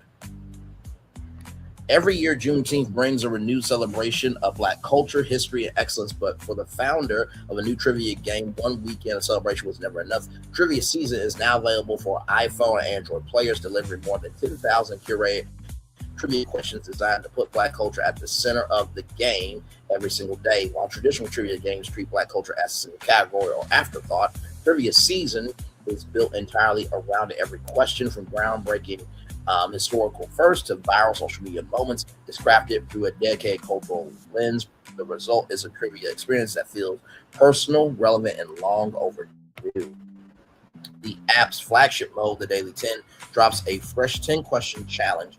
Every day, players race the clock, earn speed and streak bonuses, and compete on a global leaderboard. For those who want to play more solo mode, offers unlimited quick rounds of randomized trivia, while category play lets players choose specific subjects to test their depth. Trivia season also features built-in social sharing that automatically generates a short video after each game. Oh, bro, that is going to be amazing.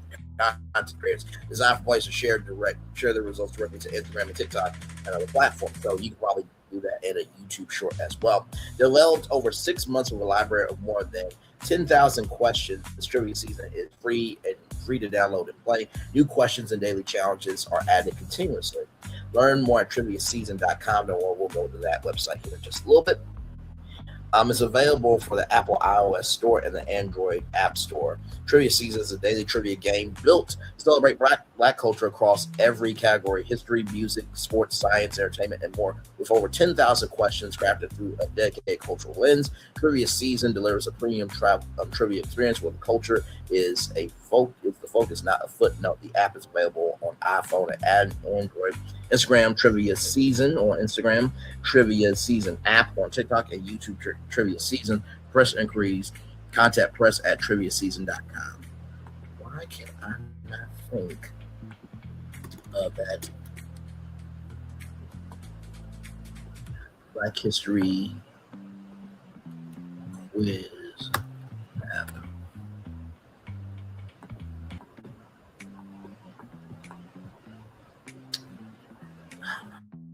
Is going to irk me.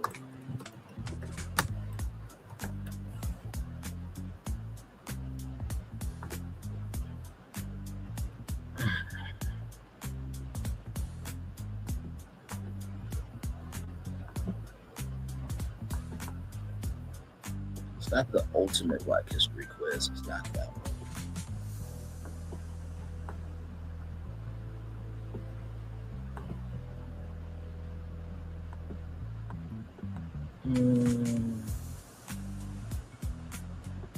Damn, I know. Let me see if I can look it up on the App Store. The Google Play Store, rather.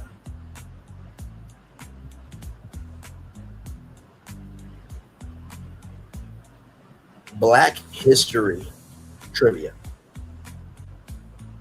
Black History Trivia.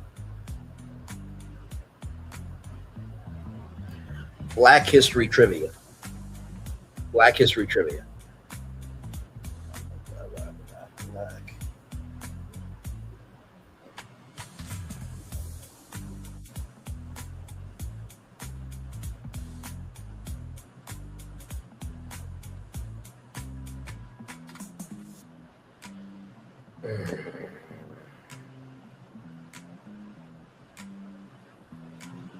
It is really going to incense me because I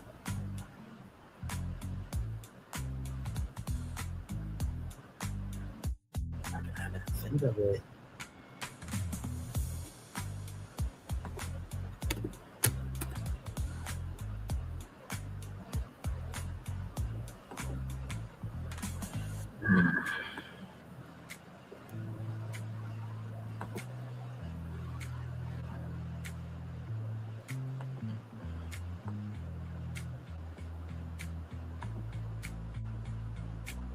Wait, what's that?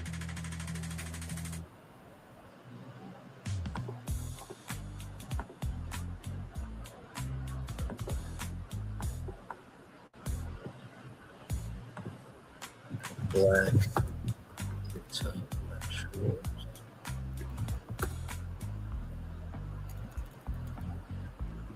Intellectuals.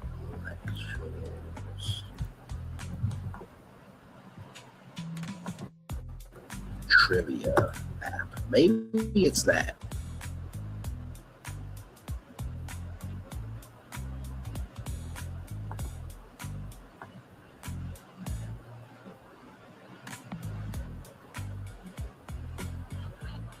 Oh my God, it is pissing me off because I know that I know. Anyway, if I do find it one day, I will let you guys know about it, but it's incensing me. So right here, this is Trivia Season right here. Oh, you can play it as an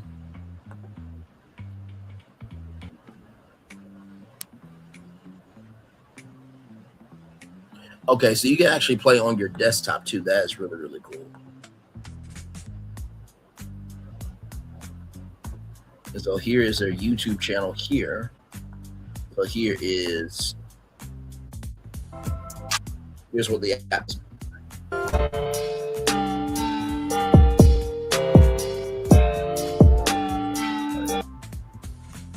All right, so what the Hey Big that's what their series there. Now I want y'all to see this because this was doing at Disney. Yeah, I know. Look at Mickey. Look at all of them. They had some fun at Disney. You know what? I may do a live about that tonight because Disney definitely made it do what it do with that. Let me go back to trivia season here.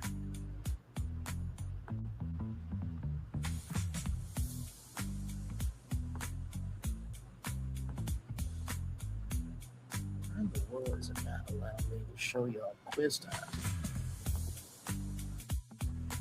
All right, here's the quiz time right here.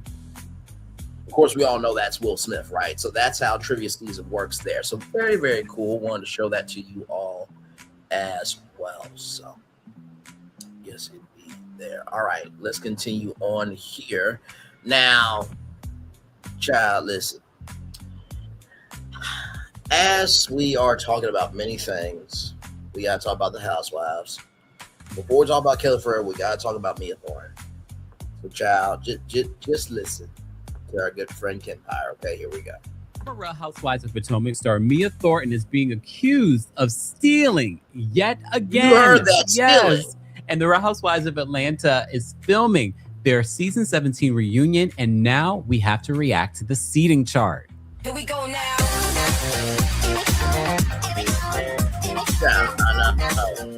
Welcome back to the Empire Channel, your number one source for pop culture news and music, entertainment, reality TV, and so much more. As always, be sure to like this video, subscribe to the channel, and hit that notification bell so you never miss out on breaking news when we go live or when we upload. Don't forget the Empire After Dark live show returns to New York City September 25th. I know that feels like a long time away, but it's not. Get your tickets today. We'll be talking about hot topics like this one and so much more, spilling tea and everything.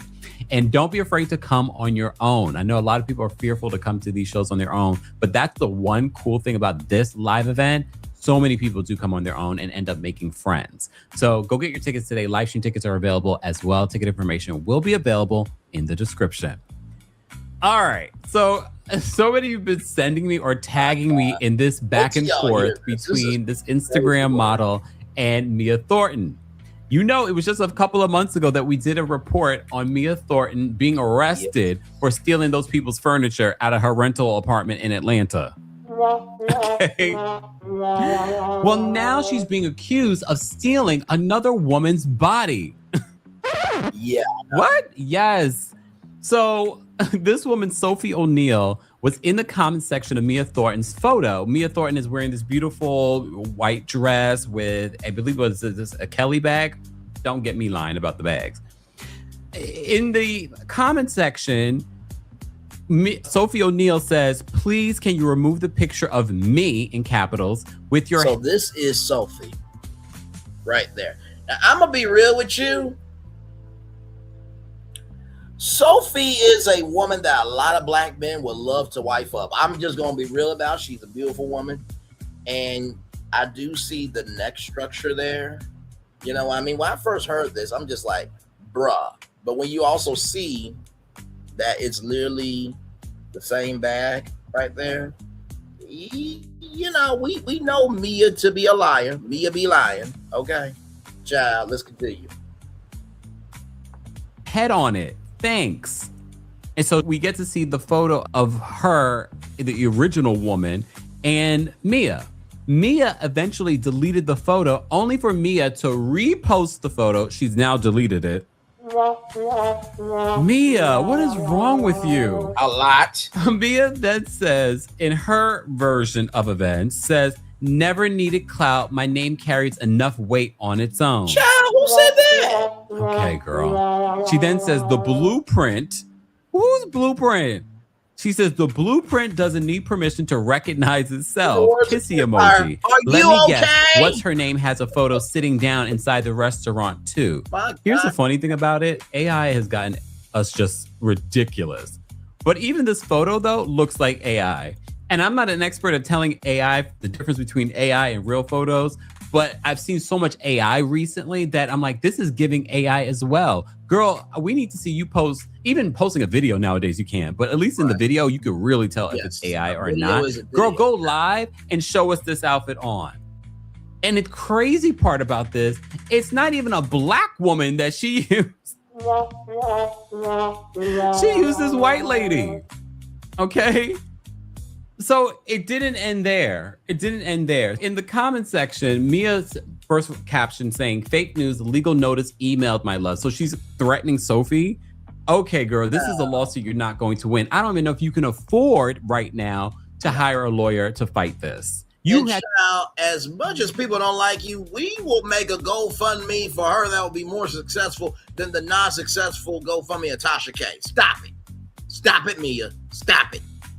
Go handle your nephew incognito. Go handle your uncle. I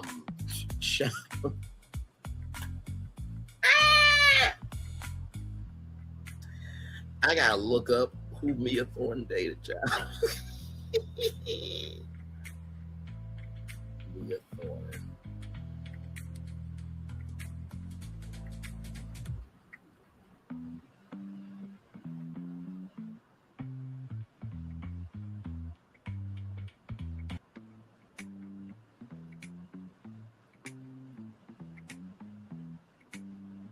Yes, check in with your Uncle Gordon and check in with your nephew Incognito. Okay, you that's what you need to do. And you playing around with cousin Bobby Valentino. Had to spend the night in jail. But okay. Child. Unrelated to this, for those that might be new here. She that's a whole other story. Google it on my channel. Someone in the comment section responds to me and says, girl, bye, you been lying. Look, if you watch Real Housewives of Potomac, Mia is definitely not a reliable reporter when it comes to the truth. Another person says, laughing face emoji, girl, bye, you know you did that ish. Another person says, girl, bye, you're photoshopped it and got caught. Most of your pics look AI anyways. Well, damn. They do. Oh, Mia. So here's the funny part. So many people, including Tammy Roman, are now recreating these photos, taking Sophie's original photo and placing their heads on top of it. I like Tammy Roman's, but Sophie is so petty. Sophie's reposting everyone that has superimposed themselves on her body. But you know what? Sophie is making it do what it do because you know why? This is getting her some social capital. So I'm not mad at Sophie. We, as the Black congregation, trade Mia Thornton for Sophie O'Neal. Hello. Would you like Saratoga or tap water? Ew, tap. Give me the Saratoga, please. Sure thing. Child, your ass is just as broke as Milagro Grams. Beggars can't be choosers. Mia Thornton's the light-skinned version of Milagro Grams, ladies and gentlemen. Moving on. Wait, I'm confused. Weren't you here yesterday? Same outfit, same bag, same everything. The hair color is a little different. The necklace is slightly different. But with all this AI stuff going on, I must be losing it. Excuse me? Who is that? And are you calling me AI? I am real. Can AI drink water? What? You do know AI literally needs water to live, but you sound believable. Oh my God. I knew I left my bag. Hopefully you didn't get too many First of all, the face card is carding, okay? Listen. On it. So now she's in with the joke, but the joke is Mia. Oh, Mia. Isn't this the same lady that Carlos King said was the future of Potomac? Indeed. Lies you tell. Where's my lies? Hold on. I've added some new stuff back to the thing. Here we go. The lies and more lies, but we shouldn't be surprised. That's the thing. I don't know Sophie O'Neal from anywhere, but what we know of Mia Thornton, she has a very terrible relationship with the truth. And she might have some sticky fingers. So if she would steal those people's furniture, allegedly, we haven't even gotten an update on that situation. If she would allegedly take those people's furniture, she would definitely take somebody's body and superimpose her head on top of it. All right. And some of you have been trying and tagging. Guys, tag me in your version of Sophie O'Neill's picture, and I'm going to repost it on my Instagram. Please tag me in your photos, and I'm going to repost it because I'm in on the joke. At this particular point, we need something to laugh about. Amen. Right? Amen. Amen. Shout out to Kim Byer. So what we're going to do now is we are going to watch 3 story times, everybody. So this young lady here, her name is Sanaya Danae, right? And I want to give a shout out to Sky by Nature because that's where I first saw, and then I saw Show Styles and Spirit. Shout out to her as well. Just listen to this. Now, this is about Kelli Farrell. I just want you to listen. Okay, y'all, I've got like over 1,000 replies, likes, and shares, and comments, and whatever. So I'm gonna do the story time. This is a story time about working for a peach that don't pay her bills. And this, I'm not gonna say like real names and like exact, everything, just because like I really don't care to. Like you know what I mean? What I will say too is the only reason I'll talk about it now is because the lawsuit itself is over. That is public documents. I mean, it's like you can search my name in lawsuit and it'll literally pop up. Okay, so this story started back last year around like the end of July, August, when I actually got hired. I had just went to like an open call they had, and then I had got like hired on the spot. So upon getting hired, we had like a couple physical training days, as well as days we actually had to go to the McDonough location to train. And I was like, okay, cool, whatever the case may be. So at the time I was living with my mom. Just finished my freshman year of college, if I want to say, and I was living with my mom in Loganville. So I would have to commute from Loganville all the way to McDonough, which already was a drive because the location is supposed to be in Sandy Springs, which is closer to school. Now, y'all do know that Kelli Farrell has a location in McDonough, right? That makes $75,000 a month. And then the one in Sandy Springs allegedly makes $15,000 a month. Let's keep going. So I was only getting the job because my school, I go to SCAD in Atlanta, so my school is really, really close to. By the way, Sandy. SCAD is a art technical school. It's almost like Full Sail University in Winter Park, Florida. It's a very, very, very prestigious school. I think they just got some new studios, if I'm not mistaken, down there. So, sorry, y'all.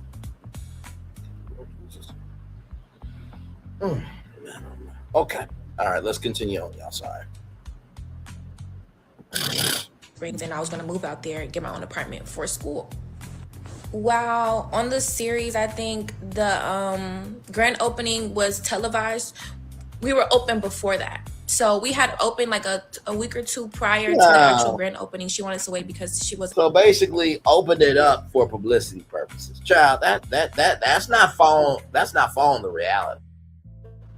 Now that is something Carlos King would do. All right, y'all, we're gonna do a grand opening for television, but it ain't gonna be real. Once again, Binge-worthy gave the wrong title to him. He is now king of reality TV. He is the court jester of reality TV. I would give him that. I would definitely give him that. Let's continue. Filming at the time. Okay, cool. So the first red flag was there was a lot of miscommunication with things, and I could just tell that this was going to be an issue. Keeping in mind, the reason I left my previous job before I even got that job was because I worked at another restaurant in Atlanta and we could not get paid on time. Ever since I literally opened that restaurant and we could not get paid on time. And this is not to come for any Black-owned businesses, but mainly that I have this issue with, or like, the under the table payment, or can't get on time, or, nothing's adding up, is, I hate to say it, but our people. So keeping in mind that having that being the reason I literally left my previous job, I'm coming to this job for, job security, you know what I mean? Like just some professionalism that's going on basically.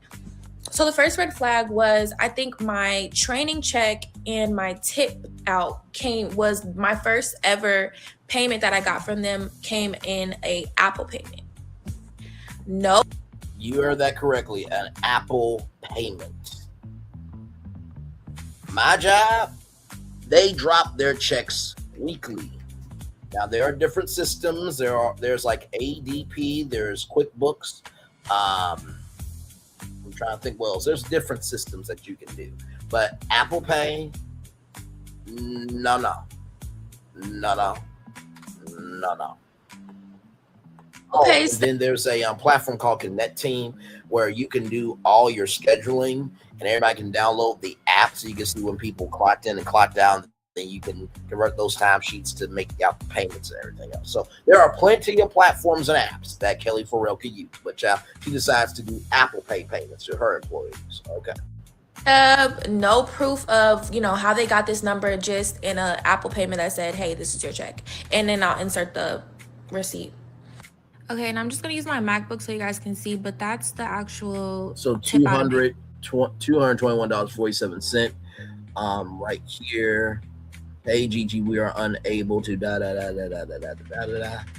I've already notified payment arrangements so they can have a better system of communication.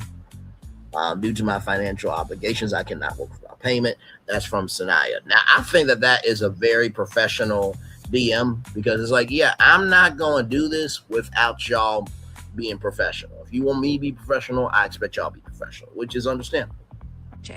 So keeping in mind, my first paycheck, which I didn't know at the time, was $100 short. So it's supposed to be like 300 something. But as you see, it's only $211 because I guess the training hours when you train somewhere for a server is like $7. It's minimum wage, $7 an hour, and then the tip out from which your credit card tips or whatever the case may be. At that time, before the grand opening, even a little bit after, there was not heavy traffic. Like it did not pop off how they were expecting it to pop off, and that was a problem. So fast forward into maybe a week or two. I can't really give you the exact timeframes, but I can just show you the timeframes on the receipts. So that payment that she sent me was on, as you saw, August the 7th. Okay, that was my first ever paycheck. They said that we would get paid every Monday. And I had a feeling that this was going to be a problem because I only worked on the weekends. So I asked my manager, I was like, is this going to be a problem? Because I only work on the weekends and I don't want to miss getting paid. Because from that point on, from my coworkers, this other service, they told me that she said that she was going to pay us in Zelle or cash, either the Peach or the Peach's mom. So I was like, now, paying under the table means you can avoid taxes and stuff. Now, I'm not saying that Kelli Farrell, forged her husband's signature for a utilities contract, Destiny Paying. I'm not saying Kelly's done that. Destiny Paying has done that, though. But, listen, it's a history, but it doesn't define destiny, but it has happened, okay? Listen. But with that being said, though, if you are paying people under the table, are you doing tax fraud and not reporting your taxes? I'm just asking, because that don't seem right to me. If I'm not here on Mondays to get my cash, or is there gonna just send me my Zelle? Do I have to actually be in the room to get this money? It was so many questions that I had, and I just knew the flags just kept coming. I just knew it was gonna be a problem. So I think the next week comes around, and I'm just like, okay, so. No, my friend, which was the hostess at the time, she came to me and she was like, did you get paid this week? And I was thinking about it and I was like, no, actually, I didn't get paid. And she was like, yeah, we didn't either. And it's going on Thursday and they're not saying nothing, this and that. So I'm like, interesting. You're right. So it got to a point on my next shift, I think it was Friday, Saturday or whatever, they still did not come and pay us. So there was a couple servers that were just between the servers and hostess, they were just well, if the payment don't come by this time, then I'm walking out. I'm not dealing with this. And I was like, that's real. I definitely understand it. Me trying to be a team player and take one for the team. There was 2 days I was actually in that too. I walked in on a Saturday morning shift and I was the only server. I was the only server in that restaurant. It was me, my manager, the dishwasher, and I think about 2-3 cooks, and the hostess, who later walked out. Yeah,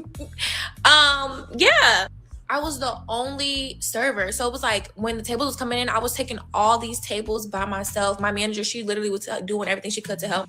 Now, if Kelly's not sounding like the Stormy Steele of Atlanta, Georgia, with not knowing how to return, payments to customers and delays in shipping and everything in between, child.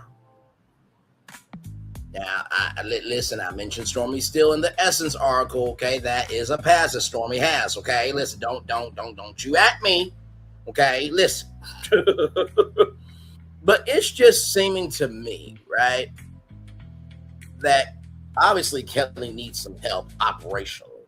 But also, too, child, like, you up here giving all the smoke to Britt Edie, saying she ain't this, that, and the third. And child, she took down one of the former legends of Housewives. The place where Kenya Moore did Revenge P, she lost that place because of what she tried to do to somebody else. And Britt Edie still got her Mercedes, drove by it, and is living her best life. And bravo, I say pay Britt Edie and move the hell on. You try to roast Britt Edie, you try to roast Portia. You being in deranged energy with your next door neighbors. Child. Then allegedly you dress your 14-year-old provocatively and her looking at ice cream cone suggestively. But child, you have no room to talk. You have no room to talk. You have no room to talk. But this is just part one, y'all. We got 2 more parts to this. Me, and it was just crazy. Like, we had not been paid, and here I am still trying to be a dumb bird, take one for the team, a team that don't care about us, obviously. First of all, you are not a dumb bird. You were raised right. Kelli is the dumb bird, okay? And just thug it out. So by the end of my shift, my manager, she's just like, well, the Peaches mom is coming to bring the cash or whatever the case may be. Just wait around, she should be here around like 3, 4. Mind you, we closed at I think it was 4 or 5. We might close at 4 and got out there by 5 after we cleaned up everything. Okay, so this is part 2 of working for a Peach that don't pay her bills. So at this point, it's like Saturday, Sunday. I told my manager, like, look, I just busted my butt today by myself. Me and you in the dirt together today. And if I don't get paid by the time I leave here today or by the time before I come in tomorrow, I'm not coming back until I'm paid. Yep. Period. And I shouldn't even have said that. I should just say I'm not coming back, period. But still, I'm trying. You know what I mean? I really do be trying. So I'm just like, if I don't get paid, I'm not coming back. And at this time, I had texted the Peaches mom because she was a person over payroll. And then I also emailed the HR. I don't want to spread no rumors, but when we had emailed HR, the email was out of business that week. I'm assuming the bill wasn't paid. So... Say what?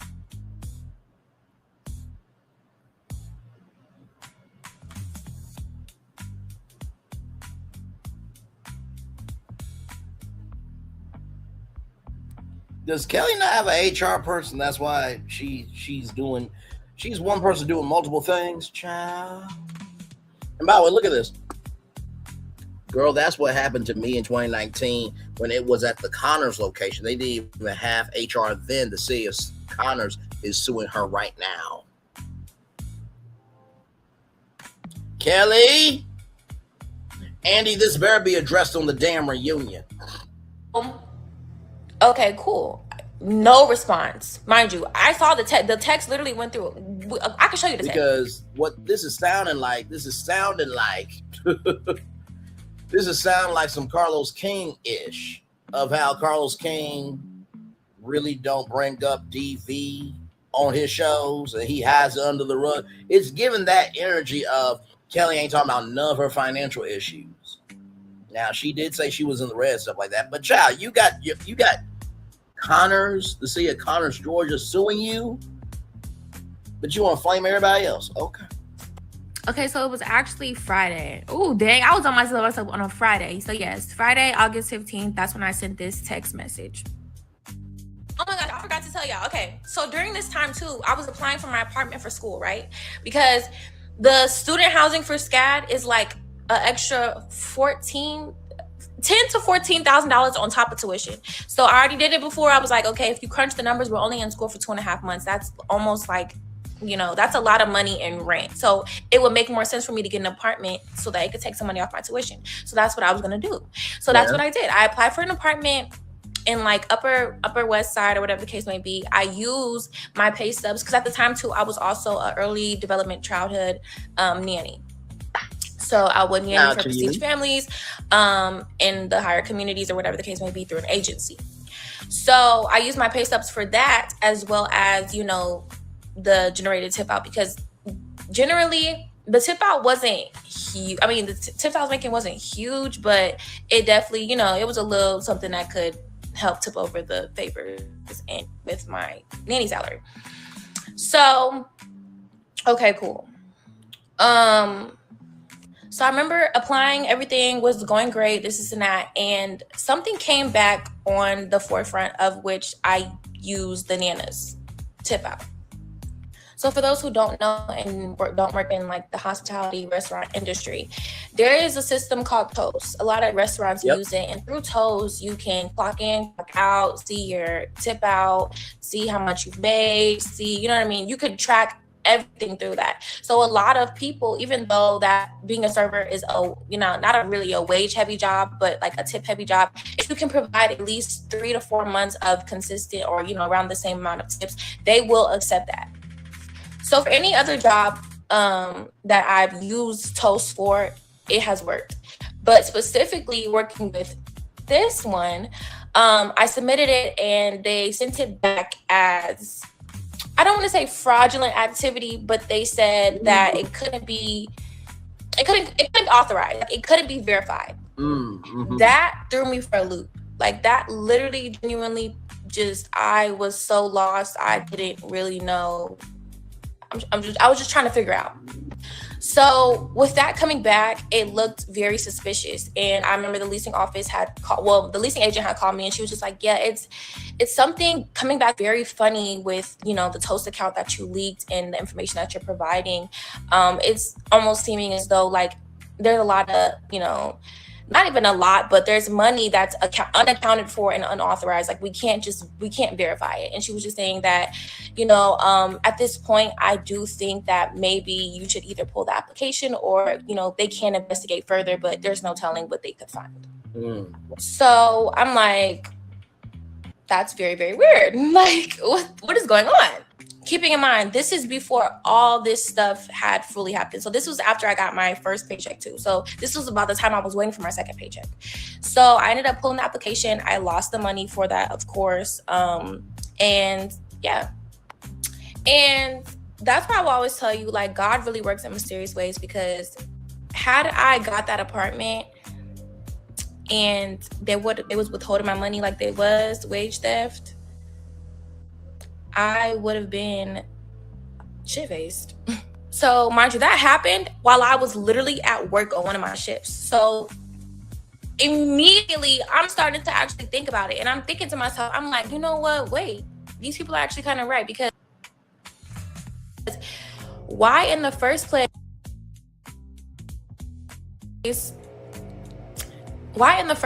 if we're using Toast for our payroll, are we not getting paid through Toast? Why, if Toast has all the numbers, why are they not just paying us like every other job does? Why am I getting paid through Apple Pay? Like, I see what they mean. Like, this does look like fraudulent activity. How are your numbers coming from Toast, but you're getting paid through Apple Pay and Zelle? So fast forward a little bit, I don't get paid. So I don't go to that shift. And I keep texting my manager throughout the week, like, hey, has the payment hit? Like, you know, have you got an update? She's like, no, I'm sorry, like this and that. So I haven't been going to work. I don't know who's been going to work actually too, because me and the other servers, they was telling me, they was like, you been paid? Yeah, you been paid? No, I have not been paid. I haven't. Even the cooks in the back, some of them told me they hadn't got paid. And and on my last day there, even, you know, it's bad when the mommies in the kitchen come and tell you, like, no, there was 2 of them that had came on my last day working, and they was just like, dinero. Like, she was like, I need to get paid. She came up there her office. She was like, I need to get paid now or I'm not coming back. Like, it was bad. Nobody had been paid. And when I finally when HR finally got back to me about it, like, we'll get into that, they they made it seem like, oh, nobody was, you know, withholding your payment on purpose. How? When your whole staff was walking out and everybody had not get paid, everybody was contacting you, this and that. And then my thing too is, when we first started there, they said the main person over payroll was the Peach's mom. We went directly to the fucking source and we still had not got paid. So what do you mean? We texted your mom directly. So it's just like, genuinely, who's fucking lying? Because we went straight to the source and emailed HR. What do you mean? But you know what?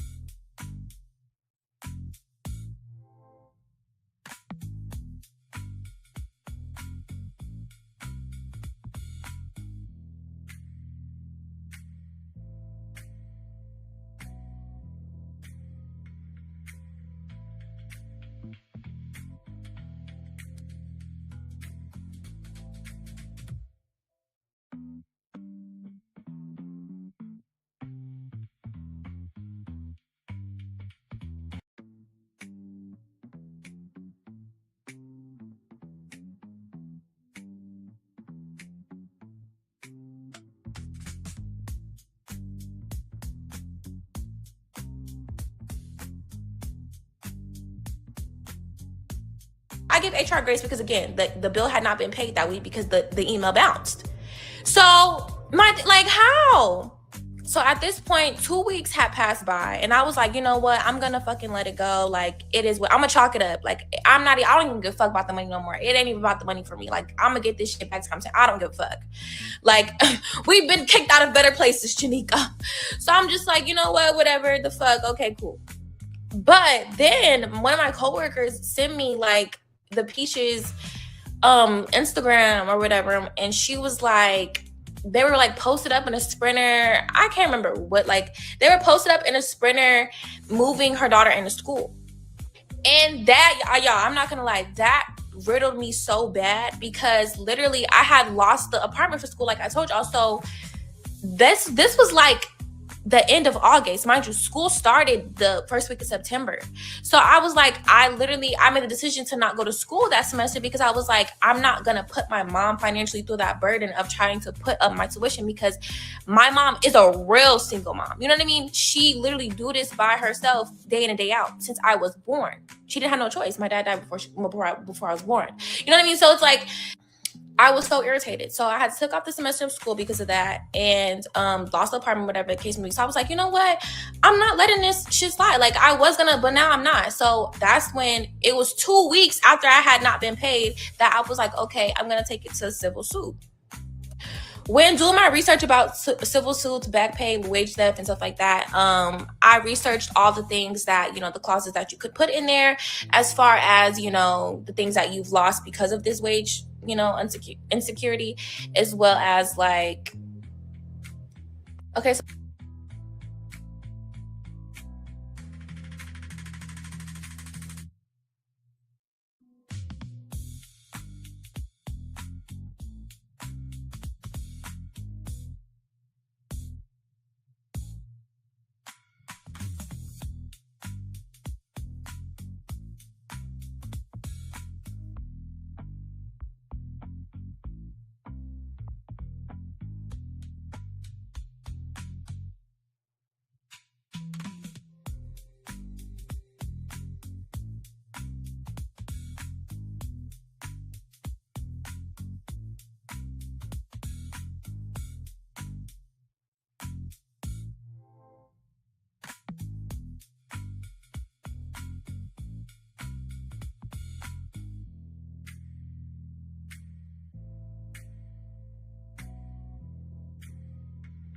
okay, we kind of breezing through it, but y'all get an idea.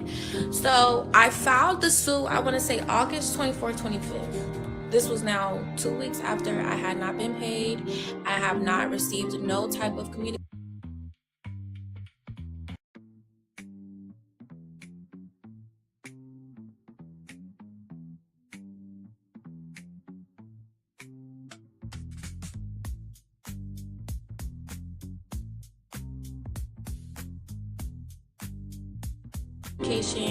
At this point, like literally everybody has gone ghost except for my manager. She was so amazing. Yeah.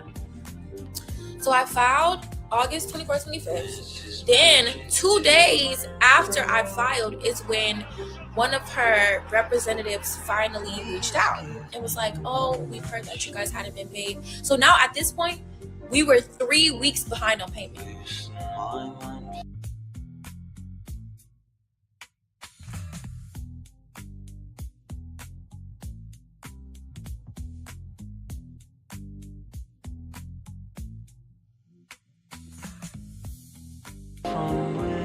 3 weeks. And now you're just remembering, oh shoot, I need to pay somebody. That means you already, people whoever was still working at that point had already missed 3 different paychecks, and now you're just saying, oh my gosh, I forgot you guys need to be paid to pay you. Like, please tell me what, like, y'all, for real. Literally up here playing in people's face. Gotta be, because there's no way. I know people who will get up with you about $20. So imagine you're missing 3 weeks worth of somebody's paycheck in this economy.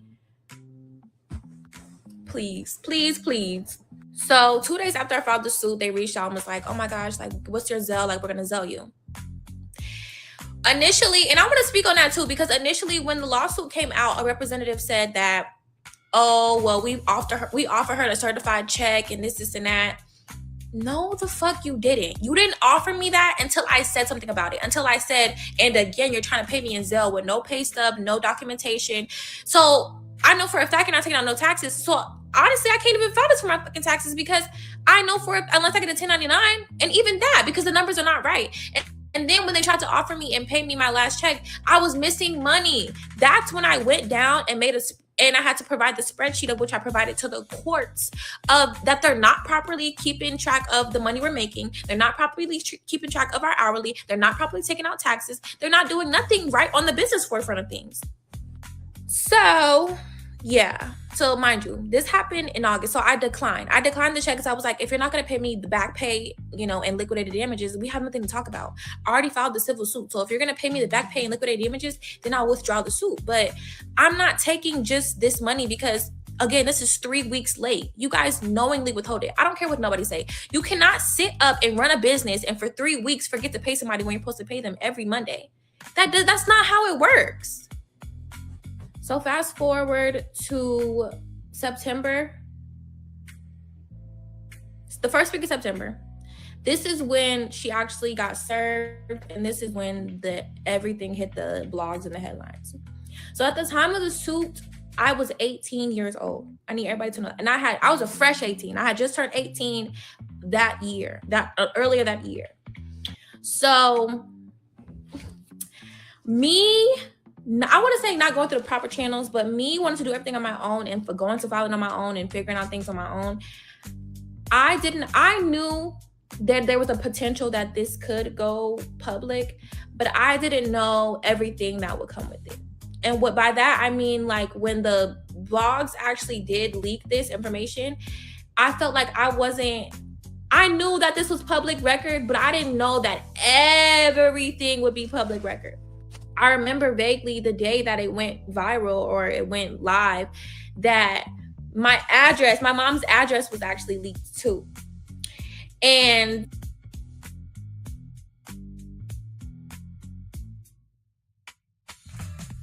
sorry, y'all. Damn it.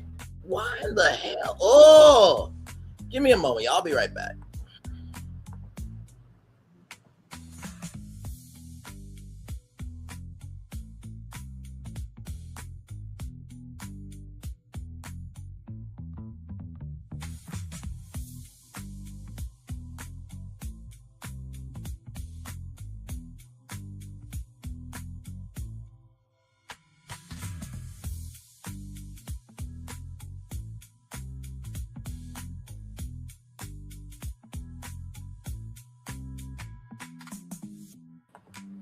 Hey y'all, I'm back. I am so sorry. StreamYard again. And we got time, y'all. We got time. Because I want to make sure this young lady's story gets out. So we're gonna go back to part 2. I was talking the whole time too. So let's go back to part 2. Okay, so this is part 2 of working for a peach that don't pay her bills. So at this point, it's like Saturday, Sunday, I told my manager, like, look, I just busted my butt today by real. myself. You, me and you in the dirt together today. And if I don't get paid by the time I leave here today, or by the time before I come in tomorrow, I'm not coming back until I'm paid. Period. And I shouldn't even have said that. I should just say I'm not coming back, period. But still, I'm trying. You know what I mean? I really do be trying. I really do be trying. So I'm just like, if I don't get paid, I'm not coming back. And at this time, I had texted the Peach's mom because she was a person over payroll. And then I also emailed the HR. I don't want to spread no rumors, but when we had emailed HR, the email was out of business that week. I'm assuming the bill wasn't paid. So, okay, cool.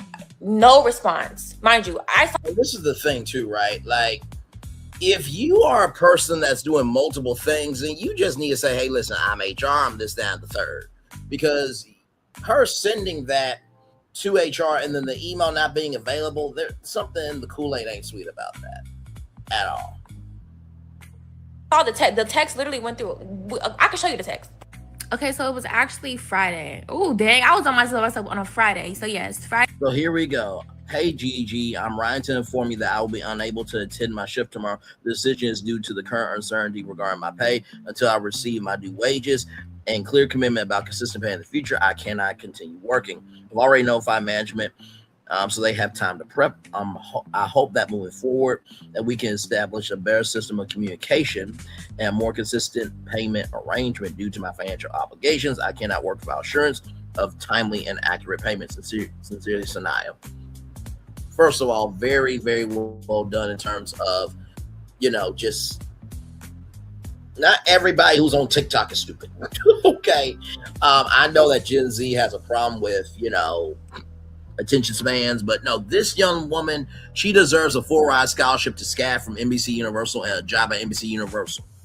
Okay. Let's keep it up, but let's keep going. Friday, August 15th, that's when I sent this text message. Oh my gosh, I forgot to tell y'all. Okay, so during this time too, I was applying for my apartment for school, right? Because the student housing for SCAD is like an extra $10,000 to $14,000 on top of tuition. So I already did it before. I was like, okay, if you crunch the numbers, we're only in school for 2.5 months. That's almost like, that's a lot of money in rent. So it would make more sense for me to get an apartment so that it could take some money off my tuition. So that's what I was gonna do. So that's what I did. I applied for an apartment in like upper west side or whatever the case may be. I used my pay stubs because at the time too, I was also an early development childhood nanny. So I would nanny for prestige families in the higher communities or whatever the case may be through an agency.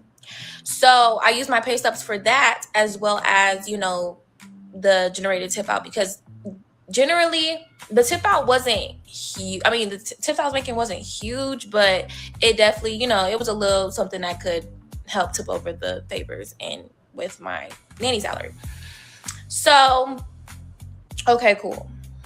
So I remember applying, everything was going great, this and that, and something came back on the forefront of which I used the Nana's tip out.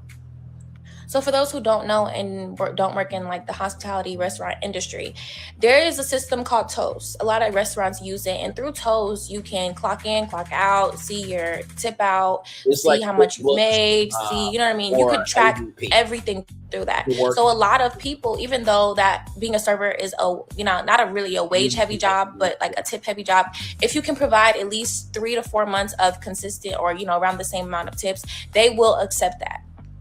So for any other job that I've used Toast for, it has worked.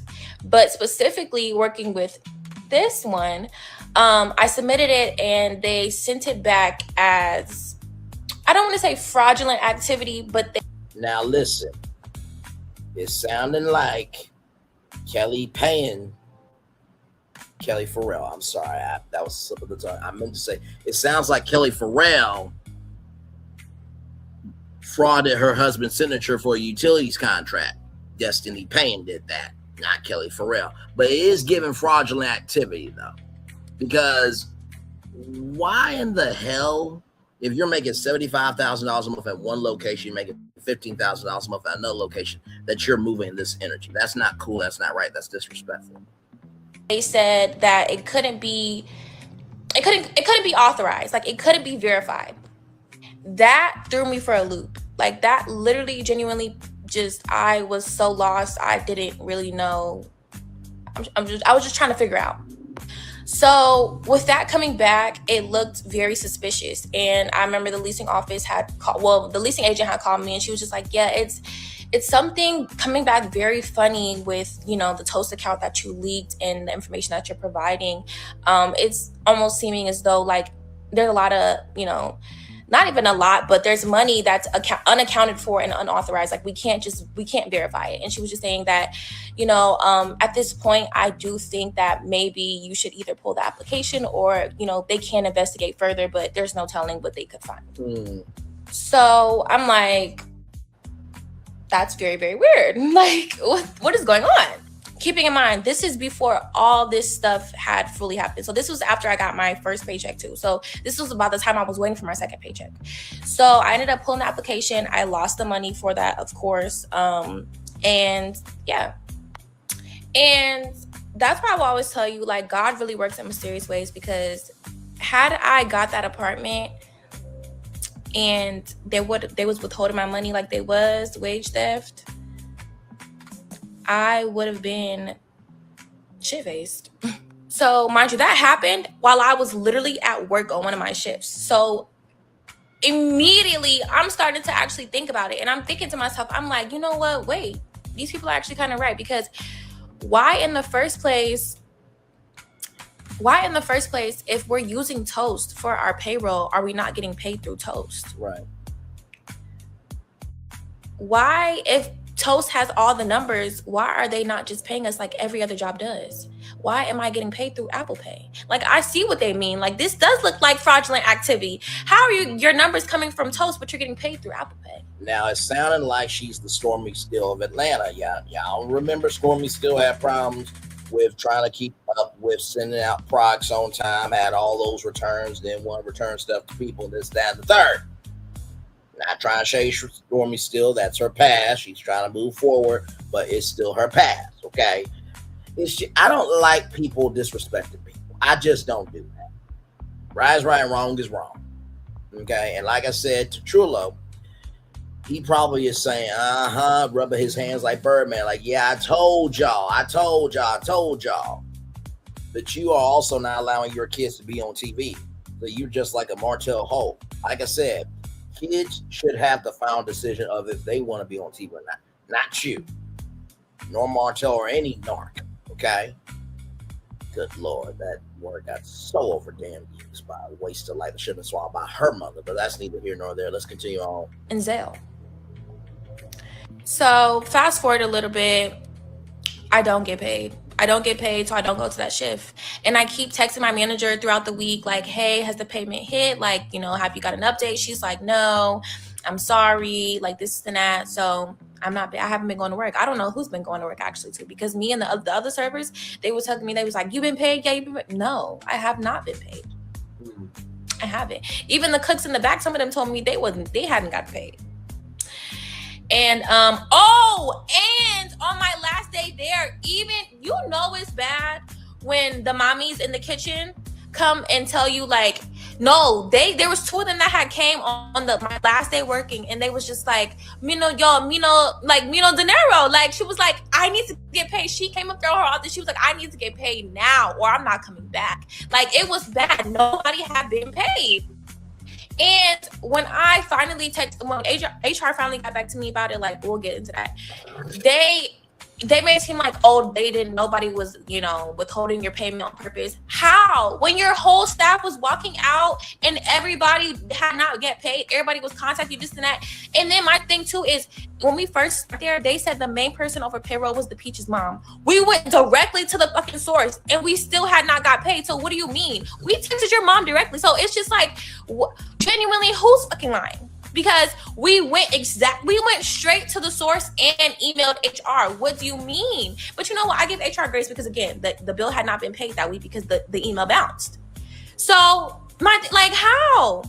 So at this point, 2 weeks had passed by, and I was like, you know what? I'm gonna fucking let it go. Like, it is what I'm gonna chalk it up. Like, I don't even give a fuck about the money no more. It ain't even about the money for me. Like, I'm gonna get this shit back to I don't give a fuck. Like, we've been kicked out of better places, Janika. So I'm just like, you know what? Whatever the fuck. Okay, cool. But then one of my coworkers sent me like the Peaches Instagram or whatever, and she was like, they were like posted up in a Sprinter. I can't remember, but like they were posted up in a Sprinter moving her daughter into school. And that, y'all, I'm not gonna lie, that riddled me so bad because literally I had lost the apartment for school, like I told y'all. So this was like the end of August. Mind you, school started the first week of September. So I was like, I made the decision to not go to school that semester because I was like, I'm not going to put my mom financially through that burden of trying to put up my tuition because my mom is a real single mom. You know what I mean? She literally do this by herself day in and day out since I was born. She didn't have no choice. My dad died before I was born. You know what I mean? So it's like, I was so irritated. So I had took off the semester of school because of that and lost the apartment, whatever the case may be. So I was like, you know what? I'm not letting this shit slide. Like I was gonna, but now I'm not. So that's when it was 2 weeks after I had not been paid that I was like, okay, I'm gonna take it to civil suit. When doing my research about civil suits, back pay, wage theft, and stuff like that, I researched all the things that, you know, the clauses that you could put in there as far as, you know, the things that you've lost because of this wage, you know, insecurity, as well as like, okay, now, so this is part 2. Now, I do want to say this, right? This woman is going to have a bright future. This is why I was saying why I was muted and y'all couldn't see me and stuff. Sometimes I know people worry about the Gen Z TikTok generation. As long as we got people like this queen right here, we're going to be fine. And also, too, I don't like painting everybody for broad brush. I don't think everybody in Gen Z is stupid. I think there are some amazing Gen Z people that are eons beyond what we could think, right? And that's how each generation is supposed to do it. And not to mention too, I relate because there was a thing called Parent Plus law, and thank God through my parents and through them doing what they did, I am debt free. I don't have any debt to my name from college or anything else. So I praise God for that. Yeah, this woman definitely deserved to win her lawsuit. And Kelli, you need to be off of Bravo. I mean, if they got Jen Shaw off the air for what she did, this is kind of giving a little bit of that energy. The Black Jen Shaw of Atlanta, Kelly Farrell. Okay, let's go to part 3. Okay, we kind of breezing through it, but y'all get an idea. So I filed the suit, I want to say August 24th, 25th. This was now 2 weeks after I had not. Okay, so this is part 2. Before we move on, girl, that's what happened. Hang on. Hey, Deborah Randall, good to see you. Girl, that's what happened to me in 2019 when it was at the Connors location. They didn't even have HR then. Sia Connors are suing them right now. Yeah. Yes, just wanted to bring that up. Okay, now let's go. Okay, we kind of breezing through it, but y'all get an idea. So I filed the suit, I want to say August 24th, 25th. This was now 2 weeks after I had not been paid. I have not received no type of communication at this point. Like, literally, everybody has gone ghost, except for my manager. She was so amazing. Yeah. So I filed August 24th, 25th. Then 2 days after I filed is when one of her representatives finally reached out and was like, oh, we've heard that you guys hadn't been paid. So now at this point, we were 3 weeks behind on payment. And that's not cool at all. And now you're just remembering, oh, so shoot. She's 3 weeks behind payment now. So it was 2 weeks, but then it came to 3 weeks. And now representative, right, is now coming forward, even though HR's email address wasn't available when she emailed them. I need to pay somebody. That means you already, people whoever was still working at that point had already missed 3 different paychecks, and now you're just saying, oh my gosh, I forgot you guys need to be paid to pay you. Like, please tell me what, like, y'all, for real. Literally up here playing in people's face. Gotta be, because there's no way. I know people who will get up with you about $20. So imagine you're missing 3 weeks worth of somebody's paycheck in this economy. Factual. Please. So 2 days after I filed the suit, they reached out and was like, oh my gosh, like, what's your Zelle? Like, we're going to Zelle you. Initially, and I want to speak on that too, because initially when the lawsuit came out, a representative said that, oh, well, we offered her a certified check and this and that. No, the fuck you didn't. You didn't offer me that until I said something about it. Until I said, and again, you're trying to pay me in Zelle with no pay stub, no documentation.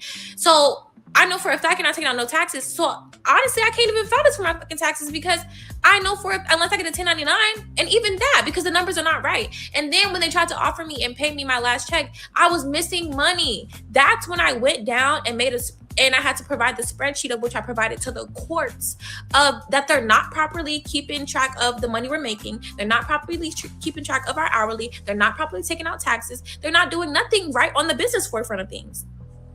So, yeah. So mind you, this happened in August. So I declined this check because I was, if you're not going to pay me the back pay, and liquidated damages, we have nothing to talk about.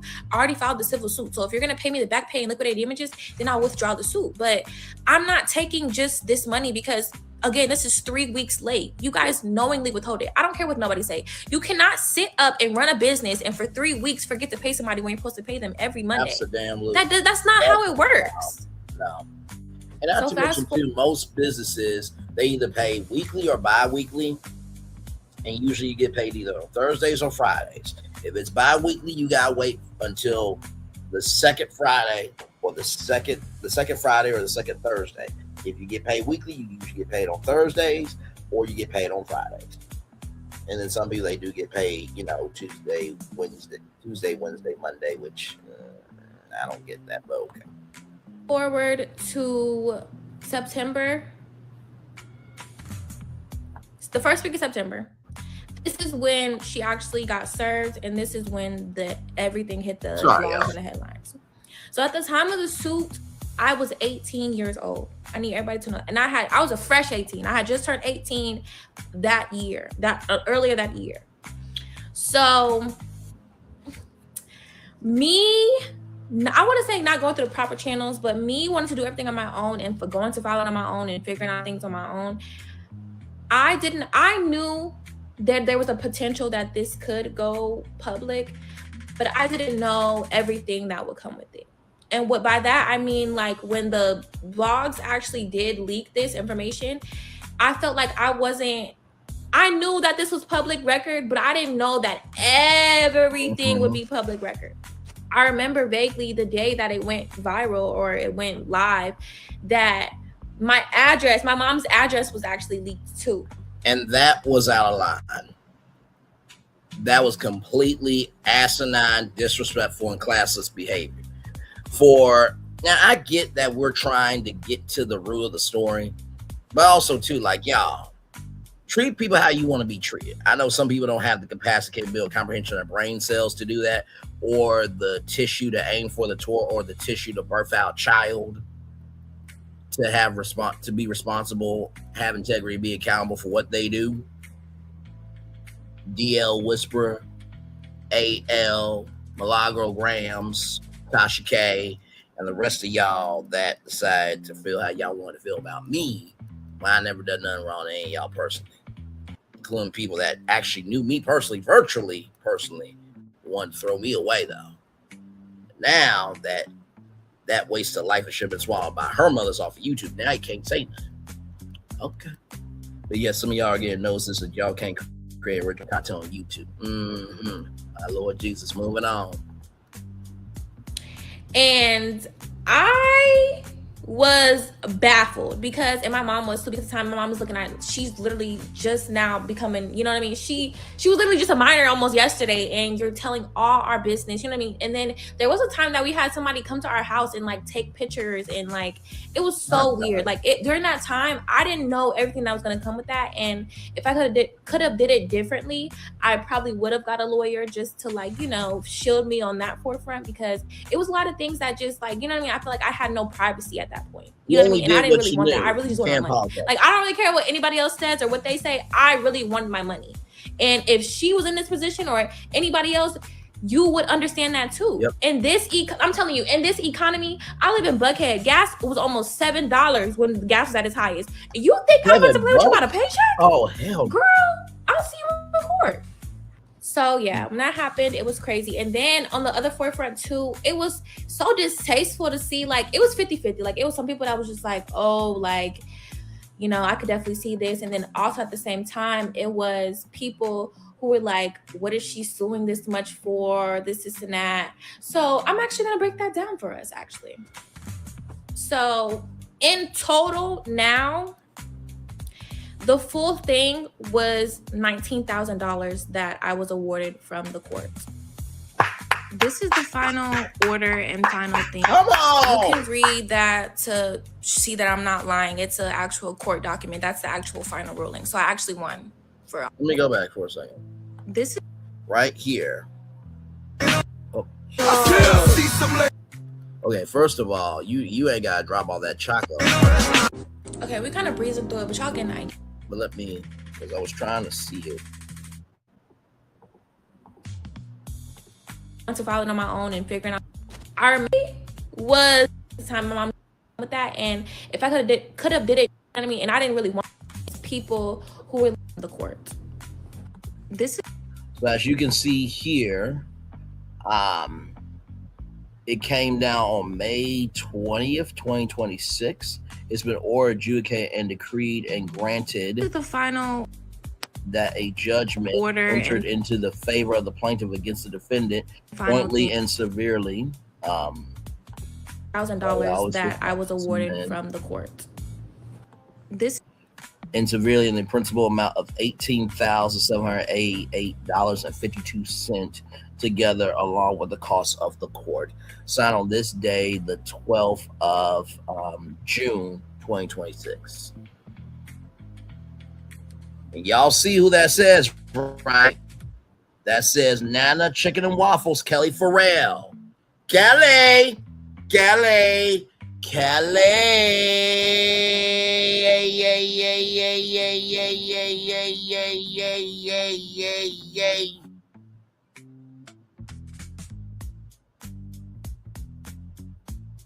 And I'm not saying alleged on this story at all. There's the court document. There's the court document. There is the court document. Moving on. This is the final order and final thing. You can read that to see that I'm not lying. It's an actual court document. That's the actual final ruling. So I actually won for all those who were, you know what I mean, in my business saying, oh, that she's this and that. So please.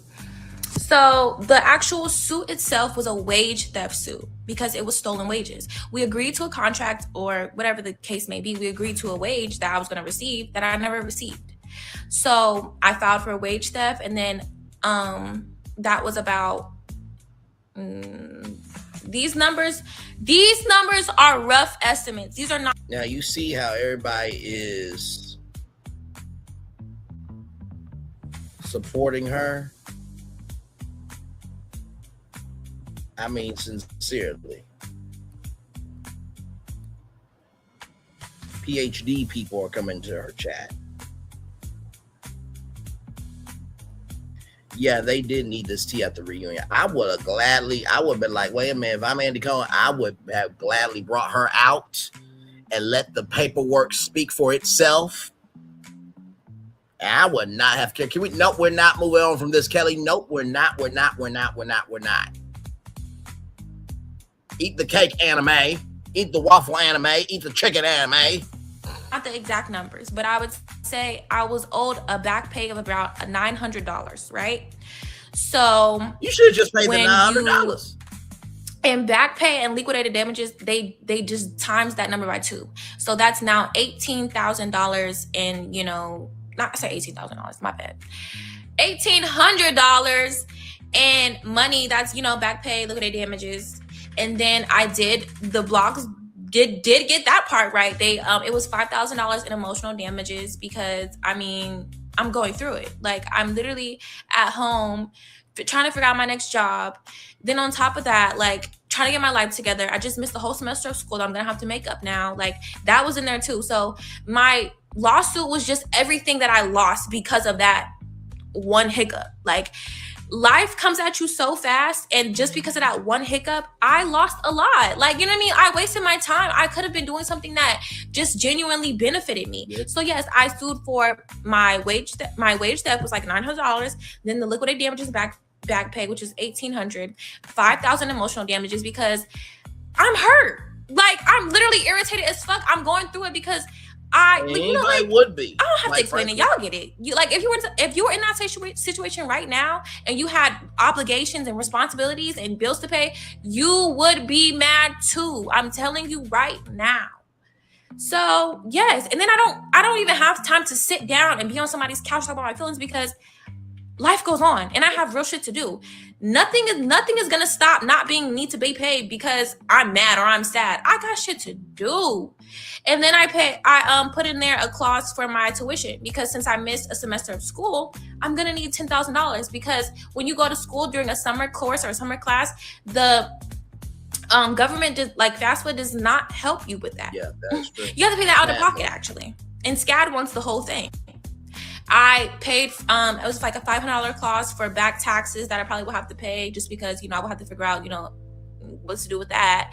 And then also, I'm trying to think what else was in there. The money that I lost for the apartment. So the apartment that I lost because of, their incompetency, undocumented wages and, inaccurate spreadsheets on Toast or whatever. Their tragicness in terms of being a company. Yes, you can say all that.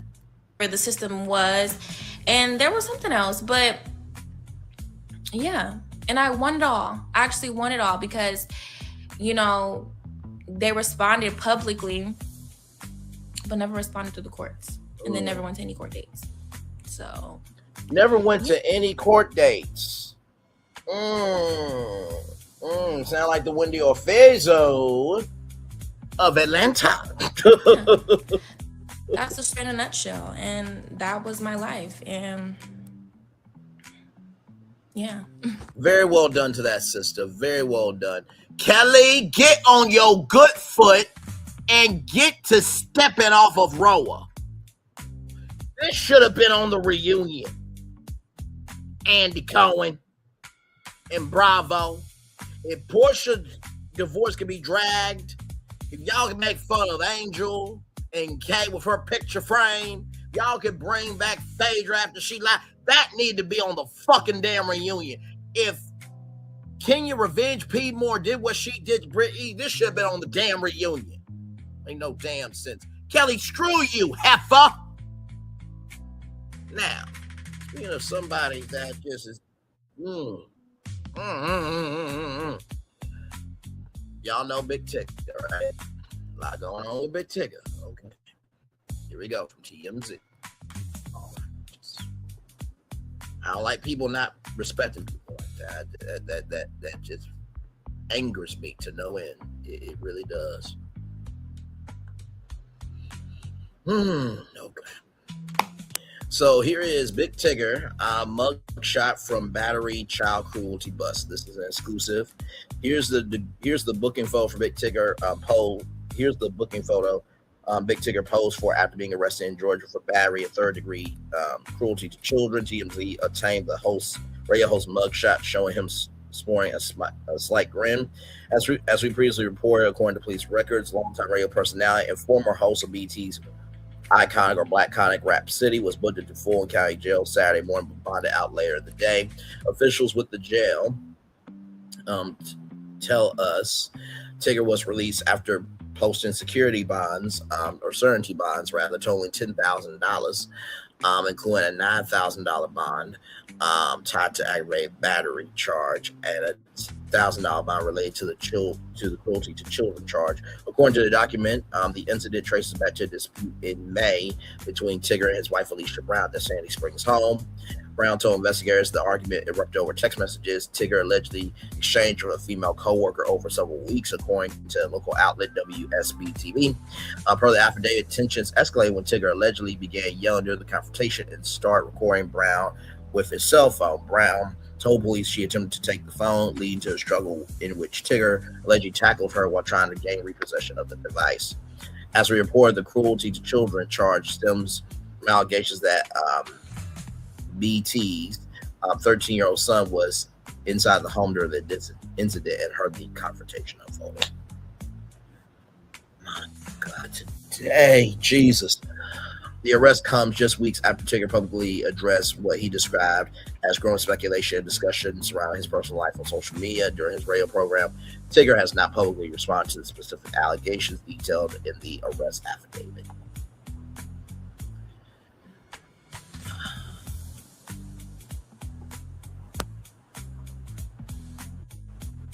That's not all, y'all. Shout out to WSB TV.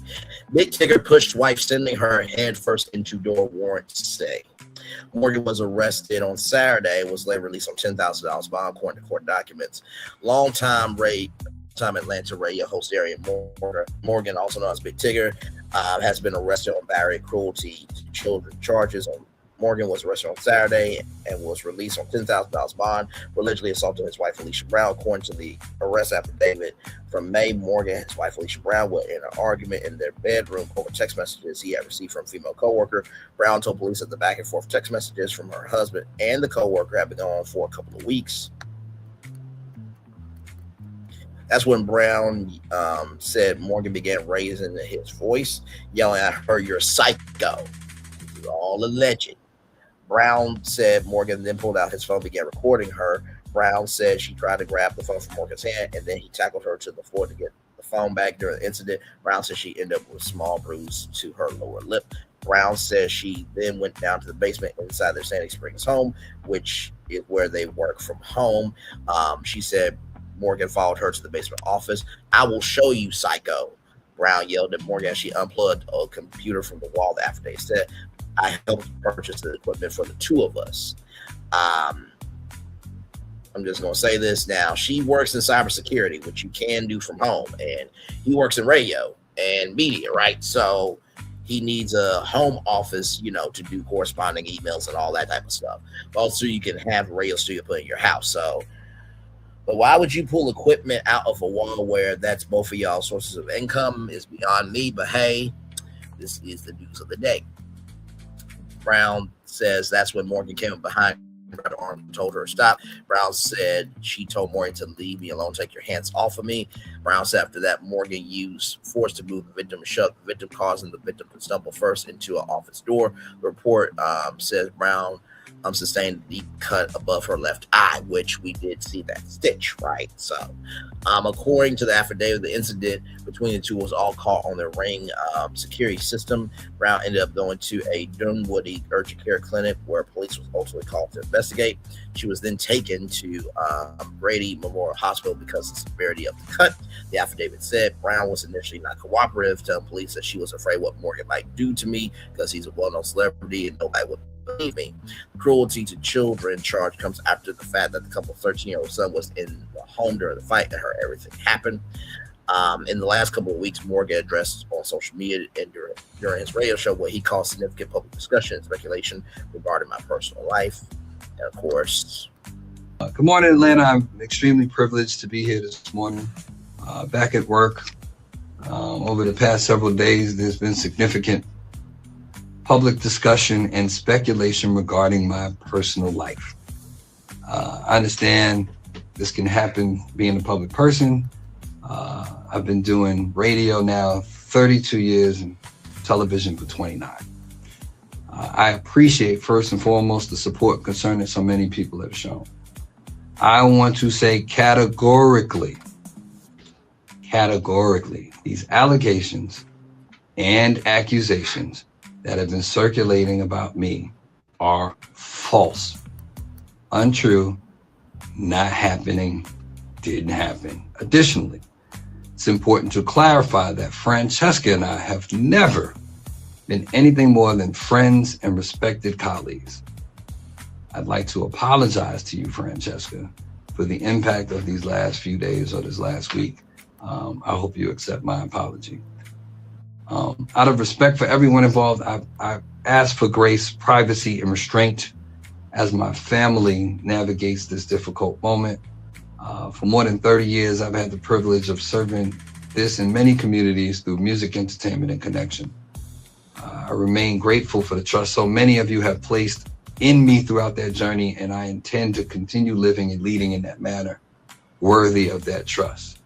And to all the people who have either quietly or loudly stood up and stood 10 toes for me, I appreciate it. For the people who have reached out to check on me, I appreciate you.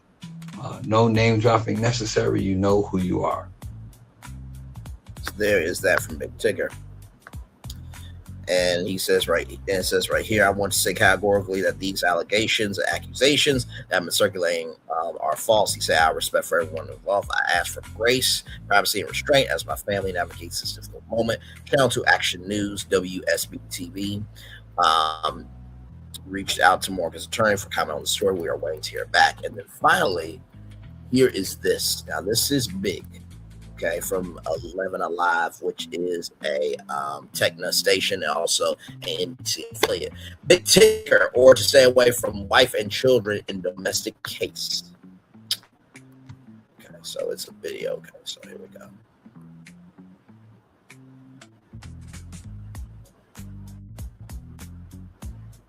And this came out yesterday, everybody, so. Oh my God, so much going on in the world today. Don't wait for the next power outage.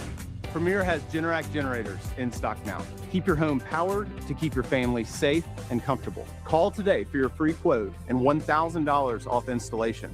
Trust the experts at Premier Generators.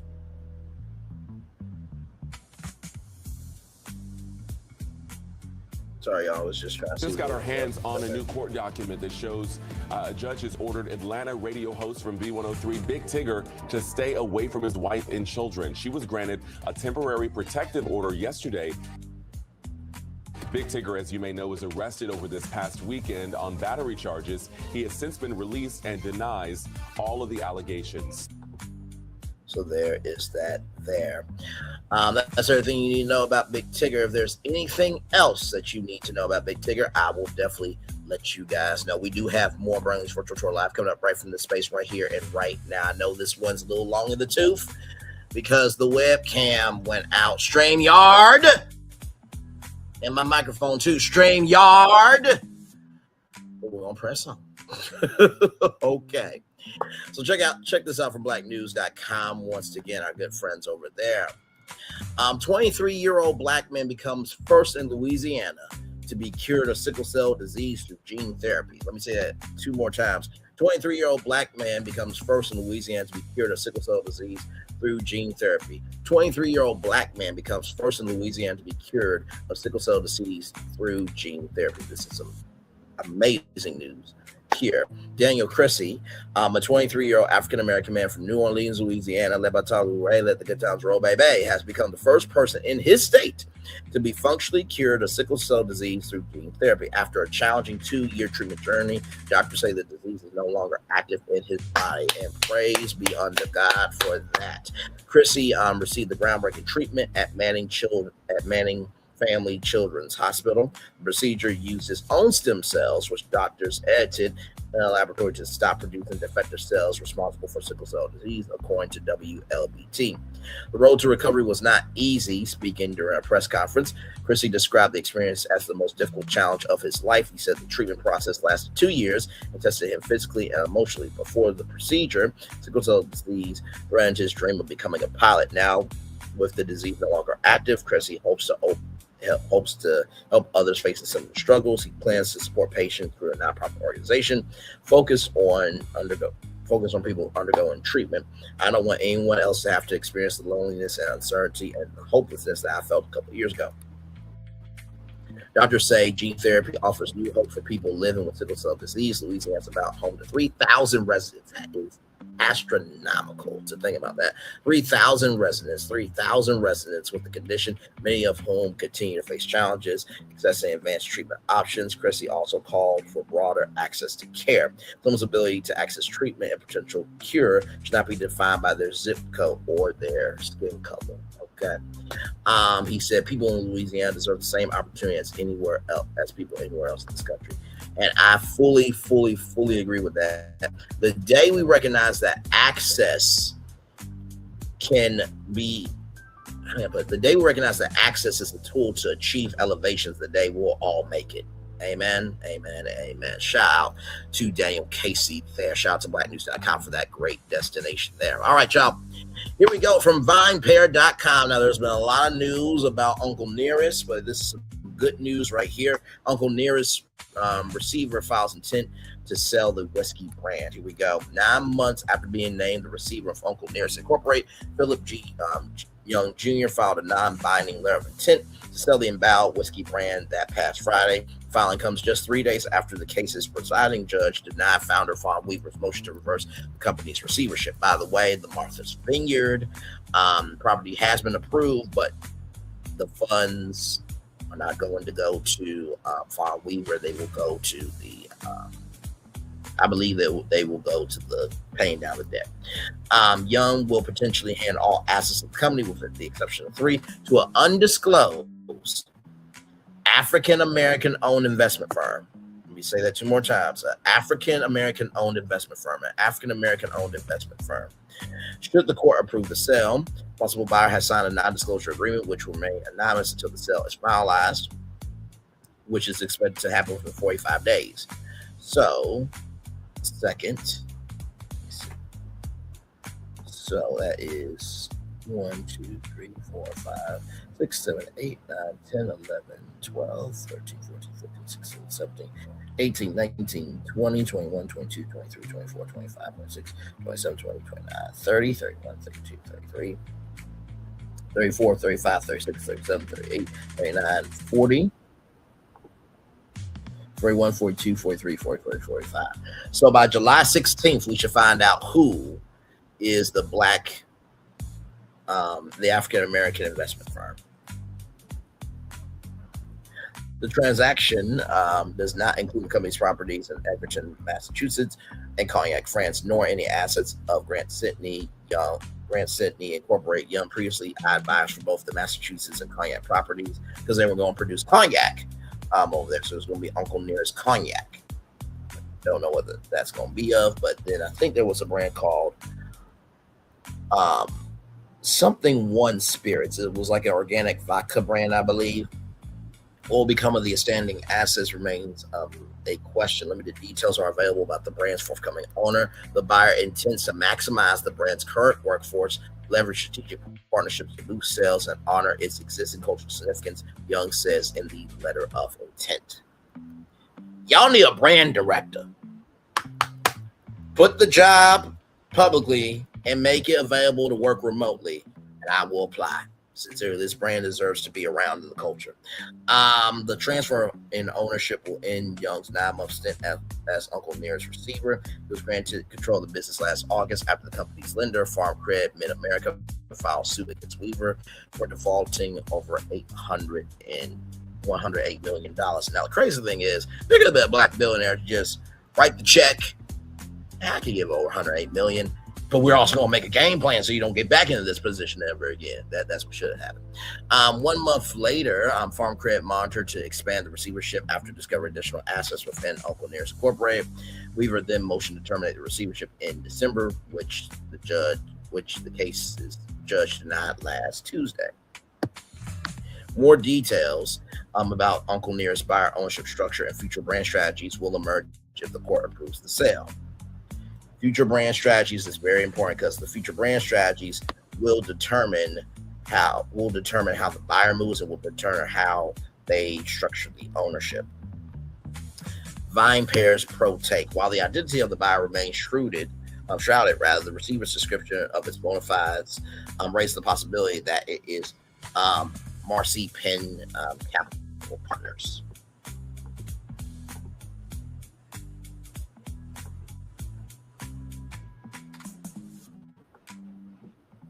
Now, y'all remember I told y'all that there was a tie with Jay-Z, right? So just wanted to just mention that. So here it is here.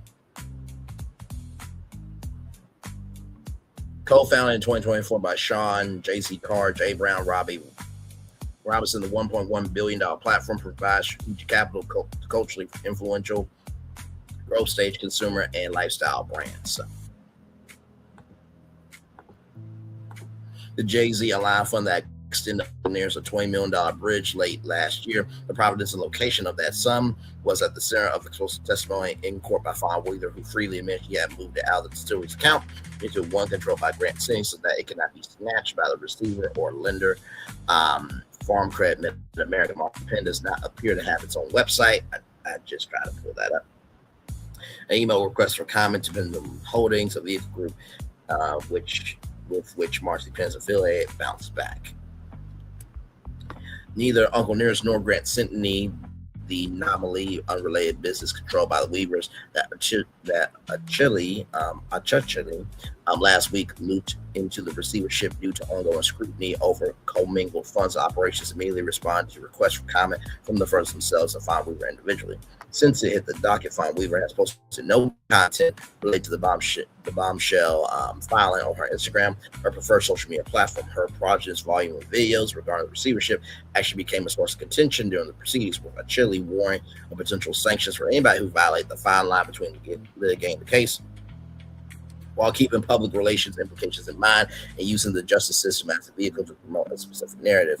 In the time since that notice, I have observably marked less commentary on Weaver's Instagram stories and grid posts. The webpage she had launched earlier this year to keep fans abreast of the current files court developments had not been updated since last April.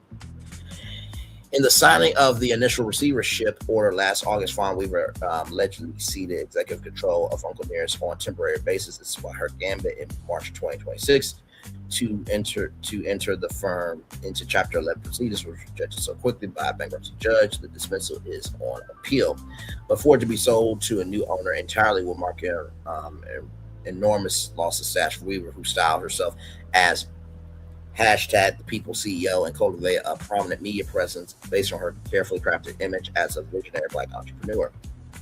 Co-founder of a meteorically successful distillery. Hold on.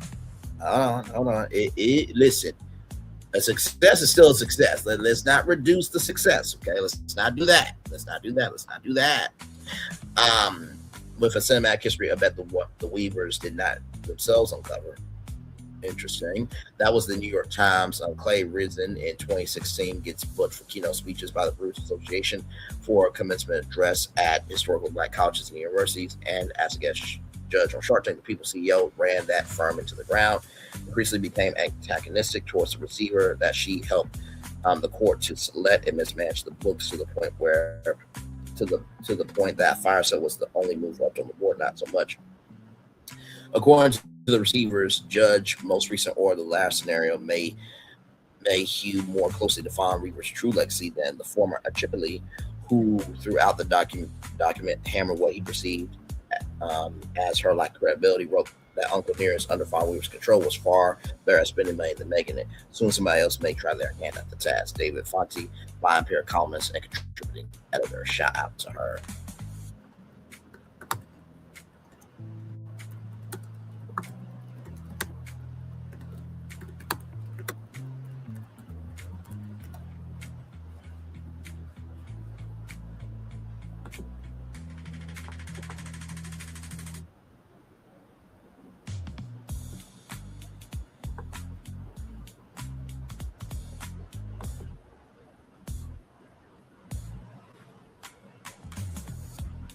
Let me see something here.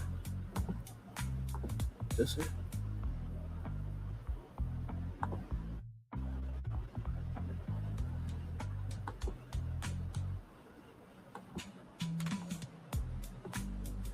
hold on.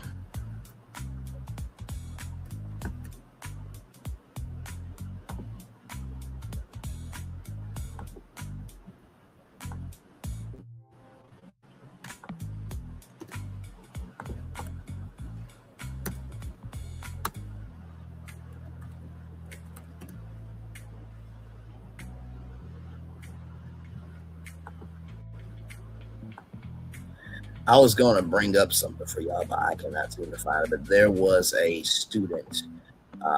Actually, let me see something. Sorry, y'all. I'm just trying to think of.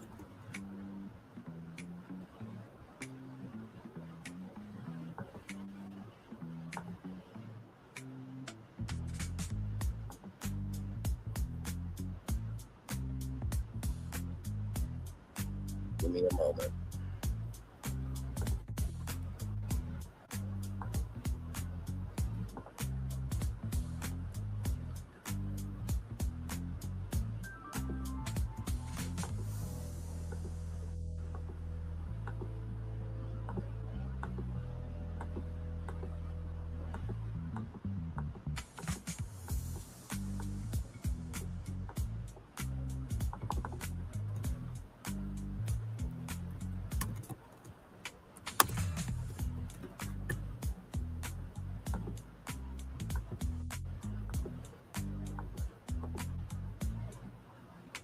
Right.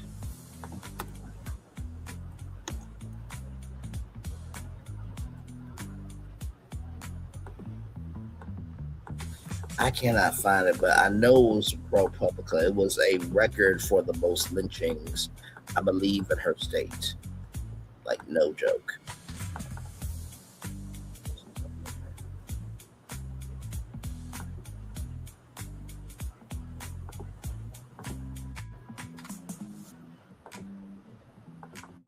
Let's see if I can type it in her name. Don't worry, y'all. We're almost done with the show. Don't worry.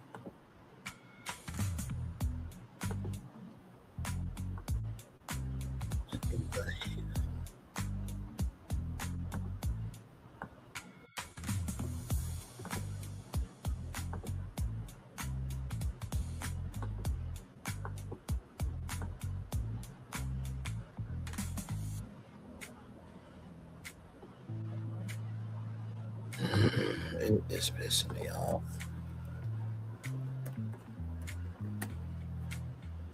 Bruh.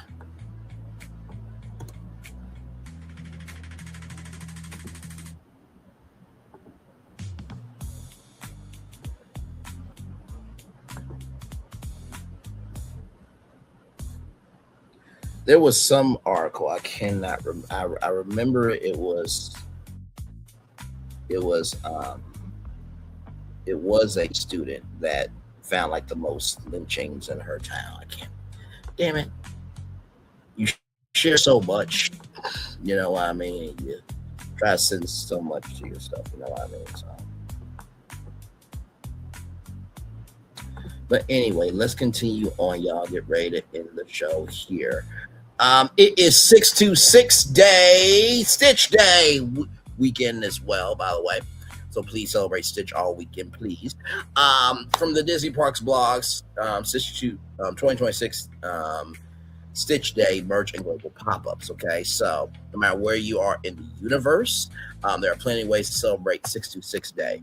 So Friday, June 26th from 12 p.m. to 6 p.m., Fashion Island, Newport Beach, California. Enjoy Hula Girls, Shave Ice, and giveaways for first 100 guests. So at Macy's Lawn and Fashion Island, Newport Beach, California, fans can enjoy complimentary Shave Ice from Hula Girls and check out all new Stitch products from fan favorite brands and snap a Polaroid with your Ohana. Then in Shanghai, right, from June 26th to July 19th, a Stitch and Scrump inspired pop-up will take over Zhang Wan in Shanghai, featuring exclusive merchandise, photo-worthy retail experiences, and themed food offerings, debuting for the first time, including gelatos and macarons. Very nice there. Then Tokyo, Japan, the Disney Stitch Summer Collection at Shiba 109, Tokyo's iconic youth fashion landmark from June 26th to July 12th, featuring exclusive Japan-inspired Y2K Gara style merchandise, pop-up store in mall decorations, and also across 8 brands with a Japanese language virtual glitter glide playing throughout the venue. So there is that there. Then, of course, in Taiwan, 3 major cities, starting June 26th, inspired by Taiwan's vibrant night market culture. The pop-ups will feature immersive experiences and collective merchandise designed to celebrate 626 Day throughout the summer. London, England, from June 26th to June 28th, Disney UU's around Soho, London. So free tickets grant access to this exclusive preview event, giving fans opportunities to shop new collections ahead of their wider release. You can book your ticket at disneytickets.co.uk. Lisbon, Portugal. Disney Procter & Gamble's Oral B is bringing Stitch to FNAC with the Ohana Brushing Club, a fan-family a family-focused retail activation where I combine entertainment, education, and storytelling. Guests can enjoy interactive brushing experiences featuring Stitch's electric toothbrush, theme product displays, fall opportunities, giftings, all while children take part in creative activities inspired by Stitch. This from June 26th to 28th in Lisbon, Portugal. And so you have Happy Hall Stitch, Disney Stitch Sleepy Stars, Vinyl Plush, and Stitch Splash Song Design Fix when just playing. So that will be available July 1st. So you'll be able to get those there. And then Stitch and Scrump Beach Fun with Lilo and Stitch from Lego. So yes, you can actually build that Stitch. That is so amazing. And then of course Stitch In Time Watch from Citizen. So this is a brand new watch. You can shop that now. And then of course right here you got Topps Chrome cards there. And of course, a Squishmallow. You can collect, trade, display, and take along on your family adventures. So, of course, you can get a Squishmallow. Oh, I didn't show the Squishmallow, my bad. But these are Funko Pops here, duh. So you can get Stitch. You can get Stitch right here or Angel. And then, of course, you can get Pandora charms there. And then Box Lunch Summer Teas with a big golden book. Shout out to Golden Book for still being around.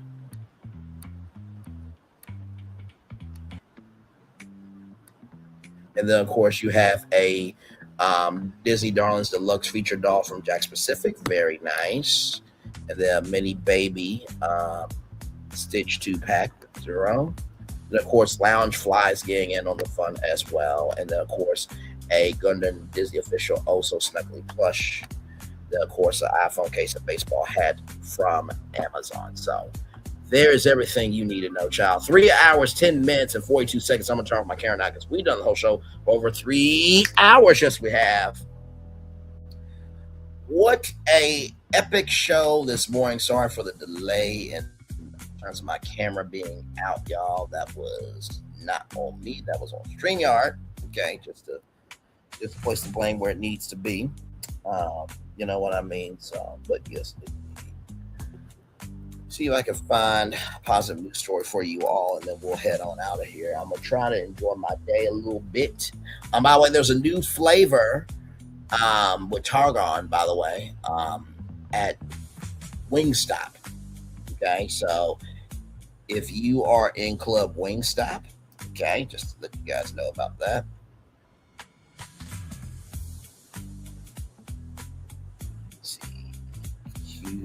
QSR. Oh my God.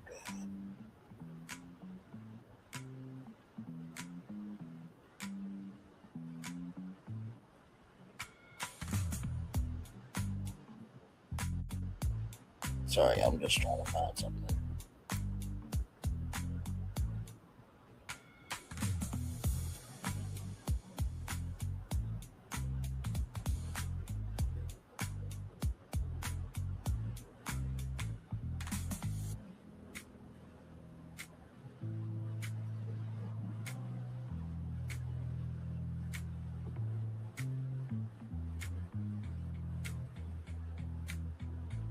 Just trying to find something.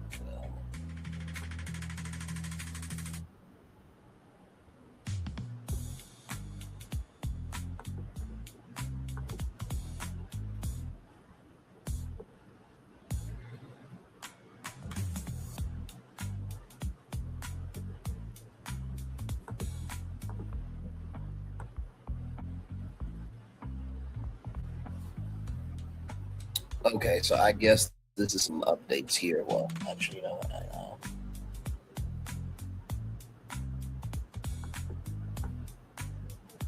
Damn, I'm just trying to.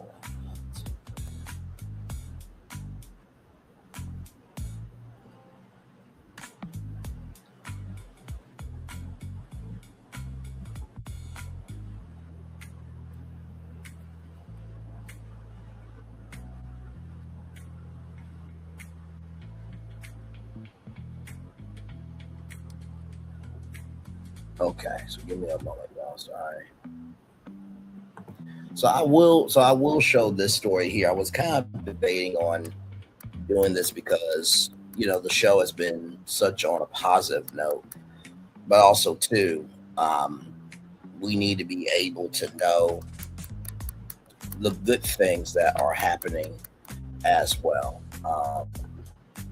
And this is not a good story, but it is positive that at least this piece of shit bastard has been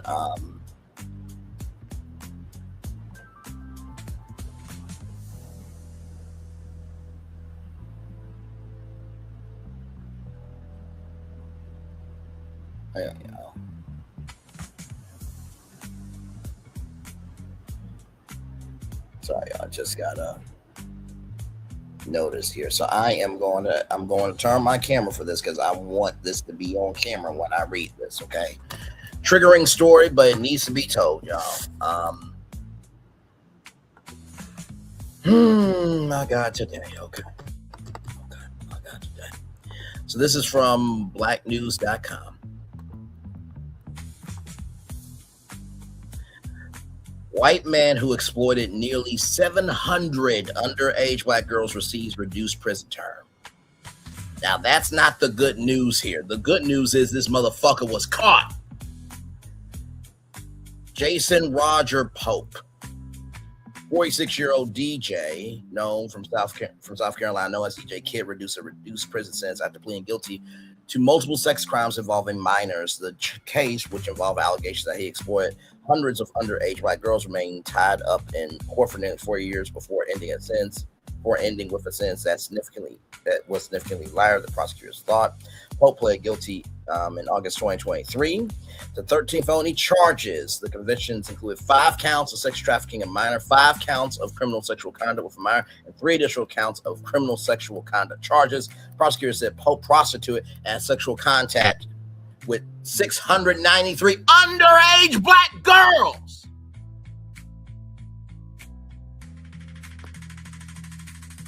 Between 2017 and 2019, they also alleged that he knowingly infected at least one victim with HIV. Although prosecutors saw a harsher punishment, a judge suspended part of Pope's 30-year sentence and ordered him to serve 19 in prison. No, he needs to serve the 30. And fuck that judge. Damn it. But God forbid if it was one of his kids or one of her kids, then it will be a 30-year sentence. See, because Carmelo Anthony's in jail for how many years for defending himself? Child. In 2024, the court imposed several conditions for his eventual release. According to WBTW, he must register as a sex offender, remain under close investigation for at least 5 years, and have no contact with his victim. If he violates probation, he can be sent back to prison for an additional 10 years. Authorities arrested Pope in September 2019 after investigators said he used social media to target teenage girls. Prosecutors alleged that he relied on his popularity as a local DJ to gain victims' trust and recruit them into commercial sex activities. This is another Jared from Subway piece of shit bastard he is too. According to court records, one underage girl was approached through social media and later confined in a home in Darlington, South Carolina. Investigators said Pope threatened and manipulated the girl to keep her involved in the arrangement. The case experienced repeated delays as Pope underwent mental health evaluations after a psychiatric that expert diagnosed him with autism. No.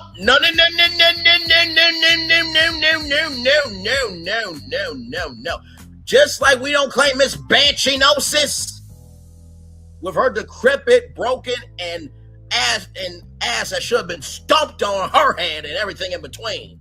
And her daughter believing that California's in New Mexico. We're praying for that young lady. She'll grow up to be healthy, strong, and vibrant and love her mother forever, just like those kids should call Malago Grams forever. And we're thankful that AL and DL Whisper can't make any kids. And hopefully Tasha K's kids will outlive Tasha K and cut her off forever too. We don't claim that. No, the autistic community does not claim this motherfucker. No. Just because you have a disability does not mean you get to do this. He infected a child with HIV. No. Now, that being said, his attorneys argue that he was not competent to stand trial. Oh, but he was competent enough to do what he did to over 600 young ladies, black women, Long before the Wade trial could begin, Pope entered a guilty plea, bringing the case to a close. The proceedings had attracted significant public attention, with many people questioning why the case had taken years to resolve. Investigators said Pope's interactions with law enforcement involving young girls dated back to 2011. So victims accused him of supplying drugs, alcohol, and money before engaging in sexual activity. Others alleged he used stress manipulation and blackmail to maintain control over them. Police said Pope's work as a DJ gave him access to teenagers through dance parties and social media promotions. As investigators expand the case, authorities asked the public for help, and hundreds of girls came forward with information that helped build the prosecution's case. Shout out to those women for coming forward. Shout out to the prosecutors. Fuck that judge and fuck him. I hope what happened to Jeffrey Dahmer, with that black man do it to him, I hope a black man does that to him, infect him with HIV. Don't make no damn sense. And y'all, I don't want to hear, well, he's somebody's daddy. He's somebody's daddy. No. I'm sick of y'all talking about news that can't help us, but y'all won't talk about the news that can hurt us. I'm sick of y'all talking about the news that can't help us, but y'all won't talk about the news that can hurt us. I'm so sick of y'all talking about the news that can't help us, but you will talk about the news that, I'm so sick and tired of y'all talking about the news that can't help us, but you won't talk about the news that can hurt us. Good damn. And all y'all can produce is Krishan Rock, Remy Ma, and Carissa Shields. But there was a guy that raped and sexually abused over 600 young black girls. But God forbid if it was one of y'all granddaughters, one of y'all nieces, one of y'all cousins. Oh, then y'all want to get on here and give a fuck. Shit. Anyway. With that being said, an update here on Big Tigger. Big Tigger ordered to surrender ring camera access following Weiss granted protective order following alleged assault. So, yeah. So, the order requires Tigger to stay 200 yards away from Brown and from Brown, the children, and bars him from conduct. Brown was also granted temporary custody of the minor children and exclusive use of family home. A hearing scheduled for July 13th. So July 13th, we will hear something here. This seems eerily familiar past incidents with Alicia's other children's fathers. There's definitely a pattern here, which is all documented through public records in multiple states. The biggest mystery will continue to be Alicia's missing 17-year-old daughter, who disappeared once, custody in 2019 here in Baltimore. I pray Alicia and her family knows I've always fought for her and will never give up until she's back home for father. Find Alicia Brown. Amen, amen, amen. That interview that Tasha K did, and Tasha K, she is Tasha K, but that interview needed to come out. I would just wish somebody more competent were to do it. But anyway, Big Tigger's wife, Alicia Brown, says she takes full responsibility for posting the video from face and vows to tell her side. But these last few weeks have sucked. I hate this for everyone involved. The amount of false narratives that have been displayed and the attacks on everyone hurts. I take full responsibility for posting the video of my face. The lack of accountability, remorse, and acknowledgement has also been weighing heavy on me, and now it's time for me to address it. I ask that you be patient with me as I identify the appropriate platform work with my legal team, but it is coming. So there is that there. Y'all have a good one. Let me show y'all this here. My bad. QSR. Yep, right here. Okay. So I want to show y'all this, okay? Let's just end it on a good note, y'all, because God. So these are Sweet Heat Chimoni wings featuring Tarzan, right? So if you are a Club Wingstop member from June 26th today to June 29th, you get to try them first before they launch nationwide, okay? And not to mention there's a Chimoni ranch, a sweet and savory twist on the brand's iconic ranch. If you have not had their ranch, it is amazing. I have had it. I don't get it, but at least I ate it, okay? So this is a custom Chimoni dry rub with a vibrant Cheyenne Chimoni drizzle, creating a layer of flavor experience that balances sweet and tangy fruit notes with chili heat and bright citrus, right? And also, too, they have the new Fanta Summer Punch beverage available exclusively at Wingstop locations, featuring Coca-Cola Freestyle dispensers nationwide. So just wanted to bring y'all that, too. All right. One love, much love, all love. I feel the love is sending right back to you. I will be on tonight at 6 p.m. or 8:30. I want to bring y'all this Disney article from Forbes because it really talked a lot about Disney and Black people. And I think we're going to be okay. I'll talk to y'all about tonight at 6 p.m. or 8:30. I'm going to go out and enjoy my day a little bit, at least a little bit. One love, much love, all love. Bye, everybody. Bye, everybody.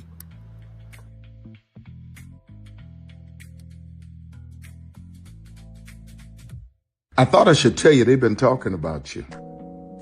Yeah, they've been talking about you. They've been talking about the fact that they've done everything they could to stop you and everything they could to block you, but you still win. They've been talking about the fact that they have undermined your success and they have tried to sabotage your seasons, but you keep winning. They've been talking about the fact that even though they don't like each other, they get together to try to kill you, but you keep winning. They've been talking about the fact that you were voted least likely to succeed, but like cream, you keep rising to the top. They've been talking about how they tried to burn your world down, but like the phoenix, you rose from the ashes. They've been talking about you. And you know what they say? Oh, she's just lucky. He's just lucky. But no, you ain't lucky. You're anointed. You got something on you. You got favor on you. You got power on you. You were born to win. Now they can call it luck, but it's grace. They can call it luck, but it's favor. But whatever they call it, it doesn't matter, because you know what God calls you? Do you know what God calls you? A winner. I thought I should tell you, they've been talking about you. Yeah, they've been talking about you. They've been talking about the fact that they've done everything they could to stop you and everything they could to block you, but you still win. They've been talking about the fact that they have undermined your success and they have tried to sabotage your seasons, but you keep winning.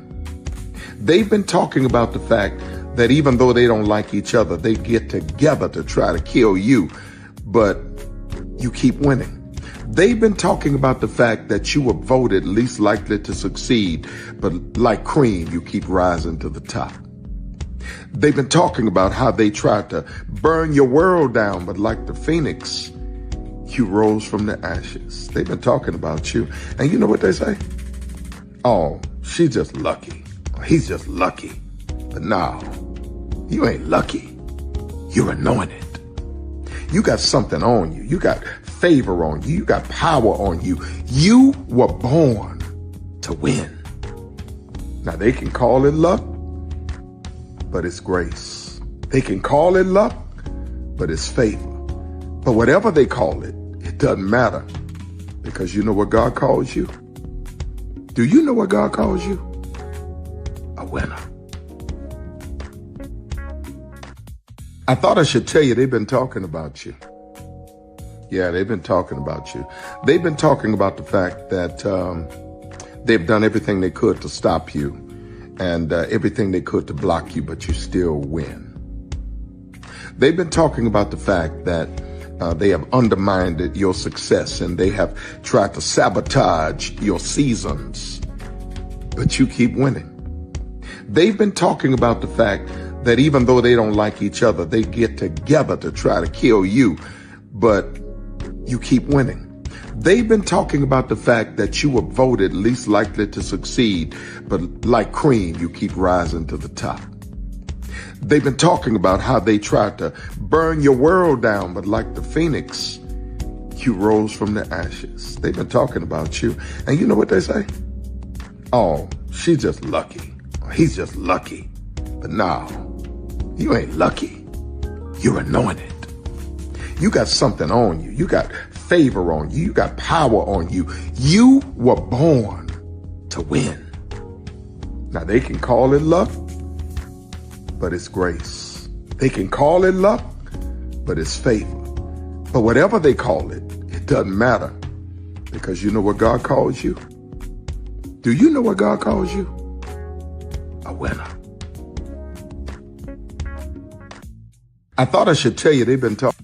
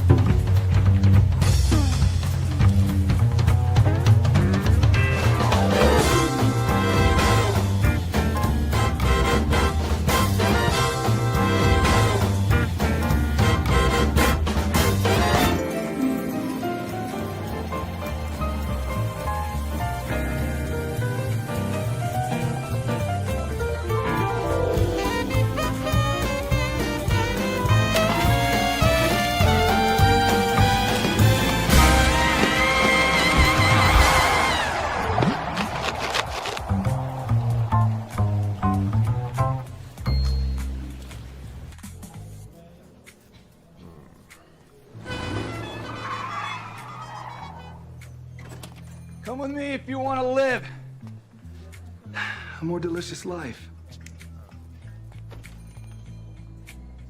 So maybe we should get in the van. In this world, we don't get to control much. Past, male pattern baldness. Leggies. Got one right now. The urge to puff that bubble wrap. But there is one thing we do get to choose every single day. What we eat. Welcome to the Sonic Department of Research and Deliciousment. We have everything you want, didn't know you wanted, and some things you didn't know were possible. Because we believe if you're not having fun, you're not living free. So come on, let's live a little.